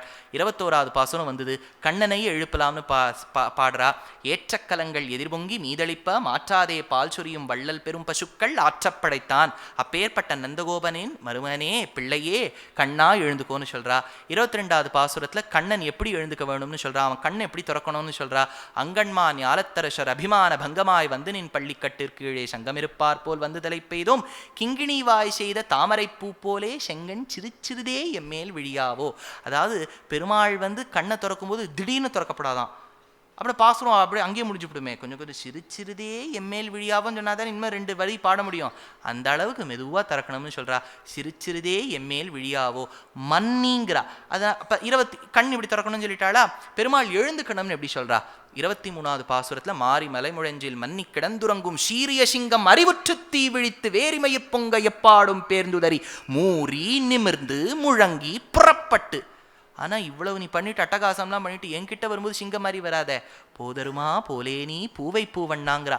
மன்னி கிடந்துறங்குங்கிறா. கிருஷ்ணர் நன்னா தூங்கிட்டு இருக்காராம். மன்னினா அழகாய் ராசிக்கமுடைய தூக்கம்ங்கிறார். என்னன்னா ரசனையோடு கூடிய தூக்கமா கிருஷ்ணர் தூங்கிட்டு இருக்கார். அப்படின்னா என்னன்னு கேட்டா, எங்க தாத்தா மீனெல்லாம் இருக்கும்போது காஃபி ஆத்தி சாப்பிடுவார். அந்த அவர் காஃபி ஆத்தி சாப்பிட்றத பார்க்கறதே பெரும் பாக்கியமா இருக்கும். அவ்வளவு அழகா அதை உருட்டி அந்த டம்ளரை அது நல்லா ரசிச்சு சாப்பிடுவார். அதுக்கு மன்னின்னு பேர். அந்த மாதிரி அனுபவிச்சு சாப்பிட்டா, குடிச்சா அனுபவிச்சு, இவர் தூங்குறதே அனுபவிச்சு தூங்குறார். மன்னி கிடந்துறங்கும்னு சொல்றா. 24வது பாசுரம் வந்தது. 24வது பாசுரத்துல தான் அன்றி உலகம் அளந்தாய் அடி போற்றி சென்றங்கு தென்னிலங்கை செற்றாய் திரள் போற்றி என்று போற்றி போற்றி போற்றின்னு அவ அப்பா வந்து பெருமாளை பல்லாண்டு வாழ வேண்டும்னு பல்லாண்டு பாடினார். இவ திருப்பாவைக்குள்ள ஒரு திருப்பல்லாண்டா 24வது பாசுரத்துல பெருமாளை போற்றி போற்றின்னு பாடினா. அவன் யாருன்னு கேட்டா அவன் தான் எனக்கு 2 மாமியார் 2 மாமனாருங்கிறா ஆண்டாள். ஒருத்தி மகனாய் பிறந்து ஓரிரவில் ஒருத்தி மகனாய் ஒழித்து வளரா. ஏன் சுவாமி எல்லாரும் ஒத்திக்கு தானே பிறக்கிறா, இது என்ன ஒருத்தின்னு சொல்லியிருக்கான்னு சொன்னா அன்னைக்கே சொன்னேன். ஒருத்தினா ஒன்னு அர்த்தம் இல்லை, யூனிக் ஒன். டாக்டர் கிட்ட போய் எல்லா ஸ்கேன் ரிப்போர்ட் எல்லாம் எடுத்துன்னு போனா அவர் சொல்றார், சுவாமி 1000 பேர்ல ஒருத்தருக்கு இந்த வியாதி வரும், உமக்கு வந்திருக்கு, பெருமையா இருக்கு. 1000ல் ஒருத்தர்னா ஒருத்தர்னா அர்த்தம் யூனிக் ஒன்னு அர்த்தம். அதனால எவ்வளவு பெண் பிள்ளைகள் இருப்பினும் தேவகியர் தேர்ந்தெடுத்தார் பகவான். எத்தனையோ பெண் பிள்ளைகள் இருப்பினும் யசோதையர் தேர்ந்தெடுத்தார். அந்த இரவு தனி இரவு 4 பேர் முழித்து கிடந்தனர். ஒருத்தி மகனாய் பிறந்து ஓரிரவில் ஒருத்தி மகனாய் ஒழித்து வளர தரிக்கிலானாயிர்தான் தீங்கு நினைந்த கருத்தை பிழைப்பித்து கஞ்சன் வயிற்றில் நெருப்பு. கஞ்சன் வயிற்றுக்குள்ள எப்படி நெருப்பு போச்சுன்னு கேட்டார். எப்படி சீதையை பிரிந்து ராமர் இருந்தாரோ, ராமரை பிரிந்த சீதை தான் வயிற்றில் நெருப்பை கட்டி கொண்டு இருந்தாள். அந்த நெருப்பு தான் லங்கை எரிச்சுடுத்து. ஹனுமான் நெருப்பு எரிக்கலேன்னுட்டா. யச்சோகவன்யம் ஜனகாத்மஜாயாக, ஜானகியின் வயிற்றுல இருக்கக்கூடிய நெருப்பு தான் எரிச்சுடுத்து. ஐயோ நம்ம கிருஷ்ணரை இப்படி கொல்றதுக்காக அசுரர்களா அனுப்புறானே இந்த கம்சன்கிற பயத்தை கட்டி இருந்தாள் ஆயர்பாடி மக்கள். வயிற்றுக்குள்ள நெருப்பு. கிருஷ்ணர் பார்த்தார், இவா வயிற்றுல நெருப்பு தான் நன்னா இருக்காதுன்னு எல்லா நெருப்பையும் அக்யூமுலேட் பண்ணார். நெருப்பு 1, நெருப்பு 2, நெருப்பு 3, நெருப்பு N வரைக்கும் போட்டுவிட்டார். எல்லா நெருப்பையும் ஒன்னா சேர்த்தார். கம்சன் வயிற்றுல தள்ளிவிட்டார். அவன் படட்டம் பாடுன்னு கஞ்சன் வயிற்றில் நெருப்பெண்ணன் என்ற நெடுமாலையும் தள்ளினார். 25வது பாசுரம் ஆயிடுத்து. 26வது பாசுரத்துல முதல் முறையா கிருஷ்ணரை பார்க்கணுங்கிறதுக்காக போற ஆண்டாள். அவர் கதவை திறக்கிறார். மாலே மணிவண்ணா மார்கழி நீராடுவான் என்று மாலான திருமாலா இருக்கக்கூடிய கண்ணனை பிரார்த்தித்தாள். 27வது பாசுரம் வந்தது. 30வது பாசுரம் முடிஞ்ச உடனேதான் பாவை நோம்பு முடியறது. கிருஷ்ணர் என்ன பண்ணிவிட்டார், நீ எனக்காக இவ்வளவு நாள் இருந்த, அதனால உன் பாவை நோம்புக்குரிய ரூல்ஸை மட்டும் கொஞ்சம் ரிலாக்ஸ் பண்ணிக்கோன்னு விட்டார். நெய் உண்ணும் 2வது பாசுரத்தை சொன்னாளா. 27வது பாசுரம் வந்தது. மூட நெய் பெய்து முழங்கை வழிவாரா. எப்படி வழியணும்னா இப்படி அப்படியே, அதாவது அவ அப்பா சொல்றா, அக்கார வடிசில் நெய் சேர்க்கப்படாதான், நெய் கங்காளத்துக்குள்ள அக்கார வடிசில் சேர்க்கணுமா. நெய் இடை நல்லதோர் ஷோரும் நியதமும் அத்தாணி சேவகமுங்கிறார். ஷோரிடை நெய்ன்னு சொல்லலை, நெய் இடை ஷோர். அதனால அப்பேற்பட்ட அந்த மூட நெய் பெய்து முழங்கை வழிவார. மூடன்னா அந்த இடத்துல மூட நெய்ன்னு நம்ம சொல்றோம். மூட நெய்ன்னு ஒன்று தனியா கிடையாது. அது எப்படின்னா, கூடாரை வெல்லும் சீர் கோவிந்தா உந்தன்னை பாடிப்பறை கொண்டு யாம் பெரும் சம்மானம் நாடும் புகழும் பரிசினால் நன்னாக சூடகமே தோல்வலையே தோடே செவிப்பூவே பாடகமே என்றனைய பல்கலவும் யாமணிவோம் ஆடை உடுப்போம் அதன் பின்னே பால் சோறு மூடா. பால் சோரை மூடின உடனே நெய் பெய்து முழங்கை வழிவாரன்னு இருக்க வேண்டும். கூடாரை வெல்லுங்கிறா. கூடாதவர்களை வென்றுவிட்டாய் கண்ணானி, கூடியவர்களாய் எங்களிடத்தில் தோற்கிறது தானே உனக்கு சாமர்த்தியம், அதை கூட நீ செய்யாமல் இருக்கின்றாய்ன்னு சொன்னா. பகவான் சொன்னார், என்னிடத்தில் நீ எப்படி இருக்க போற, கரைவீனங்கள் மாதிரி இருக்க போற. அது நீ என்ன சொல்றதோ கேட்கறதோனோ அப்படி இருக்க போற. அப்ப என்ன பண்ண போற, கறவைகள் பின் சென்று கானம் சேர்ந்து உண்போம் அறிவொன்னும் இல்லாத ஆய்க்குலத்து என்று பாடினாள். இதுல பாருங்க, 27வது பாசுரம் பால்ல செய்யக்கூடிய பால் சோறு அக்காரவடிசல். 28வது பாசுரம் தயிர்ல பண்ணக்கூடிய தயிர் சோறு தயிர் சாதம். பிரசாதம் அப்படித்தானே வரும். நமக்கு பால்ல பண்ண சாதம் 27ல வந்துடும், தயிர்ல பண்ண சாதம் 28ல வந்துடும். பால்ல பண்ணப்பட்டது தான் ராமாயணம். ராமாயணம் முதல்ல ஆரம்பிக்கிறதே எப்படி, பால் பாயசம் தானே அந்த கரண்டியில கொண்டு நிறுத்துறா.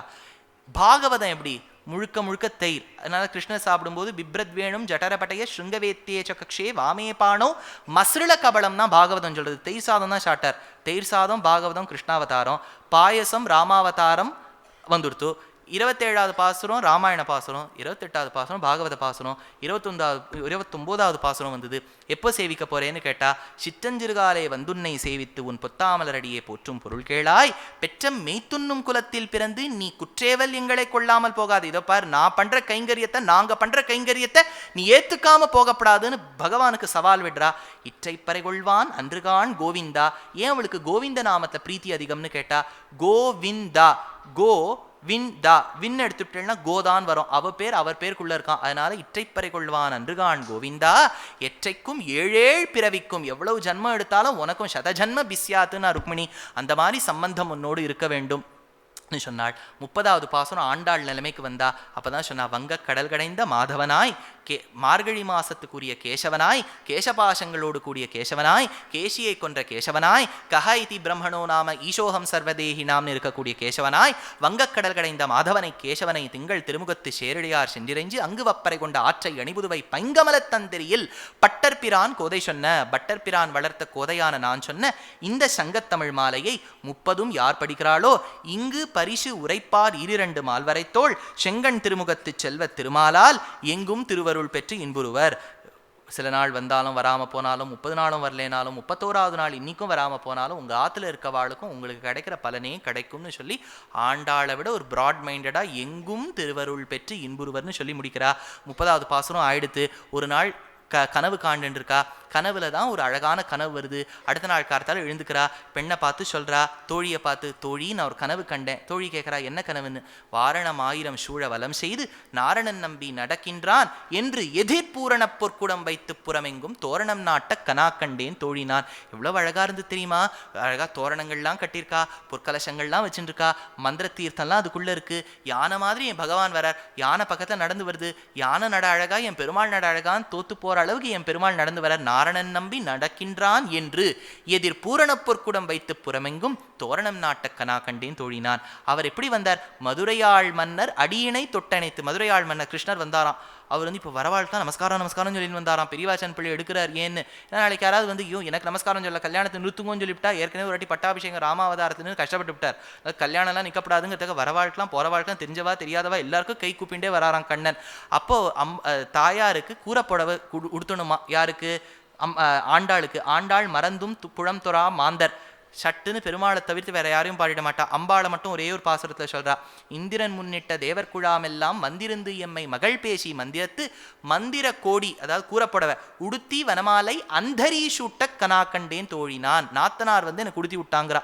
என்ன சுவாமி நாத்தனார் உடுத்தி விடுறதுன்னா, நம்ம சம்பிரதாயத்தை கல்யாணங்கள்லயே கூறப்படவ ஆசீர்வாதம் வாங்கிக்கும் போது அந்த பெண்ணின் சார்பா நாத்தனார் தான் வாங்கிக்கணும். ஏன்னா நாத்தனார் தான் கட்டி விடணும். இப்ப நாத்தனாருக்கே கட்டி விடுறதுக்கு ஒத்தி தேவை.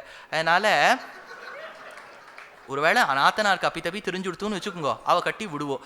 நாத்தனாரை பற்றி எதுக்கு சொல்கிறான்னா, சாஸ்திரம் சொல்கிறது நாத்தனார் முடிச்சுன்னு வேற ஒன்று போடுவா.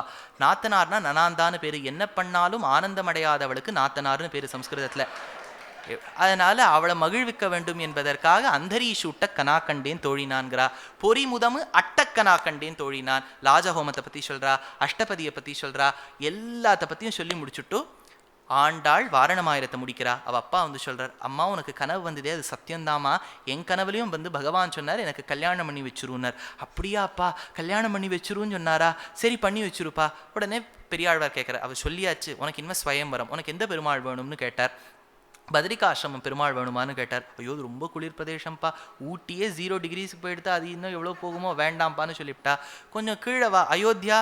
அப்பா அது கொஞ்சம் ப்ராப்ளம் தான்ப்பா, அயோத்தியா இப்போதைக்கு வேண்டாம், கொஞ்சம் பீஸ்ஃபுல்லாக இருக்கணும். சரி மதுரைக்கு வா, அது எல்லாம் ஒரே பிரதேசமாக இருக்குப்பா, கொஞ்சம் வேறு ஏதாவது வாங்கலை, கொஞ்சம் கீழே இறங்குப்பா அப்படின்னா. கொஞ்சம் கீழே இறங்கிவிட்டா குஜராத் மாடல் நல்லா இருக்கேம்மா, துவாரகா எடுத்துக்கிறியா அப்படின்னு அவர் கேட்டார். அதனால் இப்போதைக்கு துவாரகா வேண்டாம்ப்பா, அங்கே எல்லாத்துலேயும் இனிப்பு போட்டுவிடுவா, எனக்கு அந்த தளிகை பிடிக்காது அப்படின்னு சொல்லிவிட்டா. சரி கொஞ்சம் கீழே வா, திருப்பதி. அப்பா திருப்பதியில் போனால் நானுன்னா என்னையே ஜரகண்ணின்னு பிடிச்சி தள்ளிவிடுவா, அதனால் அந்த பெருமாளுக்கும் வேண்டான்னு விட்டா. சரி கொஞ்சம் கீழவான்னு சொன்னார். காஞ்சிபுரம். அப்போ காஞ்சிபுரத்துக்கு போனால் என்னுடைய கான்சன்ட்ரேஷன் பெருமாள் மேலே ஜாஸ்தி இருக்கிறத விட பட்டு மேலே தான் இருக்கும், காஞ்சிபுரம் வேண்டாம் அப்படின்ட்டா. சரி குருவாயூர், அவர் என்னை விட குள்ளமாக இருக்கார்ப்பா, நான் 3 அடினா அது 2 அடி இருக்குது, அது என்னத்தை கல்யாணம் பண்ணிக்கா. அதனால் சரி இப்படி அனந்த சயனம், அவர் ஏற்கனவே உங்கள் பெரிய பட்டாளத்தோடு இருக்கார். நாபியில் பிரம்மா, இங்கே சிவன், அங்கே இந்திரன் முன்னிட்டு நான் எனக்கு இடம் கொடுக்குறதே பெரிய கட்டினமாயிடும், அதுவும் வேண்டாம்ப்பா. ஆழ்வார் திருநகரி, அங்கே எல்லாம் ஆழ்வார் ஆழ்வார் ஆழ்வார்னு நம்ம ஆழ்வாரியே கொண்டாடின்னு இருக்கா, அதனால் எனக்கும் கொஞ்சம் இம்பார்ட்டன்ஸ் இருக்கணும்ப்பா அப்படின்னு சொன்னா. சரிம்மா நீ அது வேண்டாம். உப்பிலியப்பன் கோவில், அது உப்பு இல்லாமல் சைவல், பூமாதேவி ஏற்றுண்டாப்பா, பூமாதேவி இன்னொரு அவதாரமாக நானுமாப்பா ஏற்றுக்கணும். சரி நாச்சியார் கோவில், அவர் ரொம்ப ஸ்ட்ரிக்ட்டுப்பா, அவர் அந்த நாச்சியாருக்கு தான் இம்பார்ட்டன்ஸ் கொடுப்பார். இப்போ நான் போயிட்டேன்னா தனி சன்னதியில் கொண்டு வச்சுருவார், வேண்டான்னுட்டா.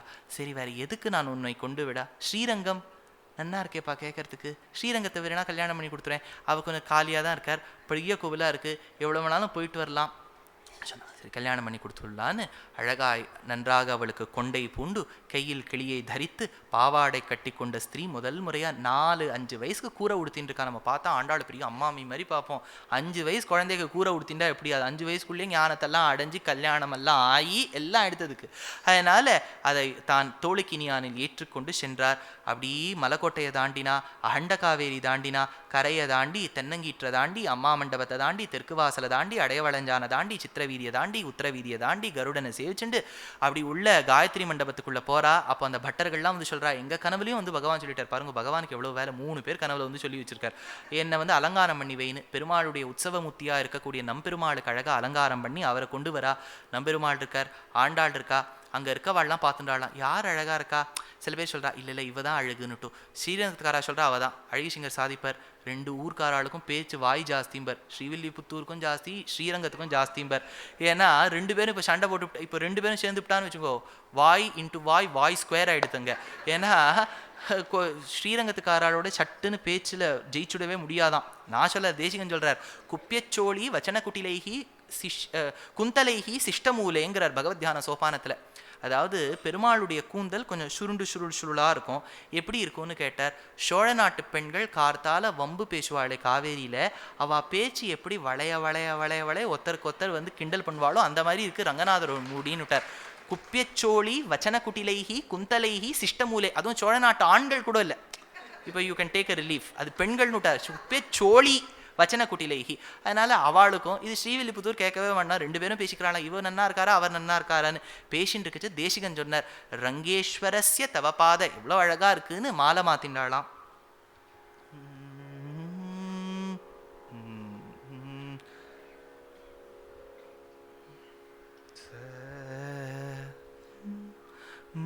மாலை சாற்றினாள் கோதை மாலை மாற்றினாள், மாலை சாற்றினாள் கோதை மாலை மாற்றினாள், மாலடைந்து மதிலரங்கன் மாலையவந்தன் மார்பிலே மையலாள் தையலாள் மாமலர் கரத்தினாள், பூமாலை சாற்றினாள் கோதை மாலை மாற்றினாள், ரங்கராஜனை அன்ப தங்கநேசனை ஆசி கூறி பூசுரர்கள் பேசி மிக்க வாழ்த்திட அன்புடன் இன்பமாயாண்டாள் கரத்தினில் பூமாலை சாற்றினாள் கோதை மாலை மாற்றினாள். என்ன மாலையை மாத்தின்றாளாம். இப்போ ஆண்டாளை சன்னதிக்குள்ளே கூட்டுன்னு போறா. அவளுக்கு எங்கே உட்காருறதுன்னு கூட தெரியல. கோவிலில் கல்யாணம் பண்ணி கொடுத்துட்டா. இவ திரும்பி வர முடியாது. பெருமாள் அங்கே படுத்துன்னு இருக்கார். உற்சவரோட கல்யாணம் ஆயிடுத்து. அப்பா போயிட்டு வரேன்ப்பான்னு உள்ள கர்ப்பகிரகத்துக்குள்ளே போறா. பட்டர்களால் தவிர்க்க முடியல. பத்னியாச்சே காலை பிடிச்சுட்டா. மறைஞ்சதுதான் இடம். ஒரு மகள் தன்னையுடையேன் அவளை திருமகள் போல் வளர்த்தேன் செங்கண்மால் தான் கொண்டு போனான். 5 வயசுக்குள்ள இவ்வளவு ஞானம் வளர்ந்த அந்த ஆண்டாளை குழந்தையா வச்சுட்டேனே, அதை எங்கே நான் இனிமே பார்க்கறதுன்னு பெருமாள் சொன்னார், கவலைப்படாதே, உன்னை பார்த்துண்டு தான் பெரியாழ்வாரே நான் தெற்க நோக்கி சேனிச்சிருக்கேன். நான் ஸ்ரீவில்லிபுத்தூர் ஸ்ரீரங்கத்துக்கு தெற்கு தக்ஷிணாப்பி தட்சிண திக்கை நோக்கி இருக்கேன். பெரியாழ்வார் பிரார்த்தித்தார், என் வீட்டிலையும் வந்து ஒரு கல்யாணம் பண்ணிக்கணுமேன்னார். ஸ்ரீவில்லிபுத்தூருக்கு பகவான் ரங்கமன்னாராய் வர, ரங்கமன்னாருக்கும் ஆண்டாளுக்கும் ஆச்சரியமாய் திருமணம் நடந்தேற, பக்கத்தில் கருடாம்சமாய் இருக்கக்கூடிய பெரியாழ்வார் இருக்க, தன் வீடையே கோவிலாக்கி வளர்த்து கொடுத்தான் ராஜா. ஸ்ரீவில்லிபுத்தூர் என்னும் ஊர் ஆச்சரியமான ஊர். ஆண்டாள் ஆழ்வார்கள் கோஷ்டியில் தனித்து விளங்கியவள். எவ்வளவு 11 ஆழ்வார்கள் பாடியிருக்கா ஆண்கள். அவள் பாசனம் யாருக்கா தெரியுமான்னு கேட்டால் ஏதோ 1-2 அங்கே இங்கே தெரியும். ஆனால் ஆண்டாளுடைய 30 பாசனம் உனக்கு தெரிஞ்சிருக்குன்னா அந்த பெண் படைத்த ஓர் சாதனை. உலகத்துக்கே தாயாய் ஆமுக்த மால்யதையாய் சூடி கொடுத்த சுடற்கொடியாய் கோதாகிரஜராய் இருக்கக்கூடிய எம்பெருமானாருக்கு தங்கையாய் இருக்கக்கூடிய ஆண்டாள் அப்பேற்பட்ட திருப்பாவையையும் 143 பாசுரங்களோடு கூடிய நாச்சியார் திருமொழியையும் பாடி கொடுத்தாள். அப்பேற்பட்ட பெருமை வாய்ந்த பிரதேசம் நம்மட திராவிட பூமி. திராவிட பாஷையில் எழுதப்பட்ட அந்த திருப்பாவை சீர்பெற்று எங்கும் விளங்க பிரார்த்தித்து இவ்வளவு நாள் நீங்கள் பொறுமையாக இருந்து கேட்டேள் இல்லையா? அதனால் உங்கள் பொறுமை கார்த்தால 7 மணி, இப்போது 4 மணி 5 மணி கச்சேரி வச்சாலே சில கச்சேரிகளுக்கு 10 பேர் தான் வரான்னு சபாக்காரெல்லாம் என்கிட்ட சொல்லுவா.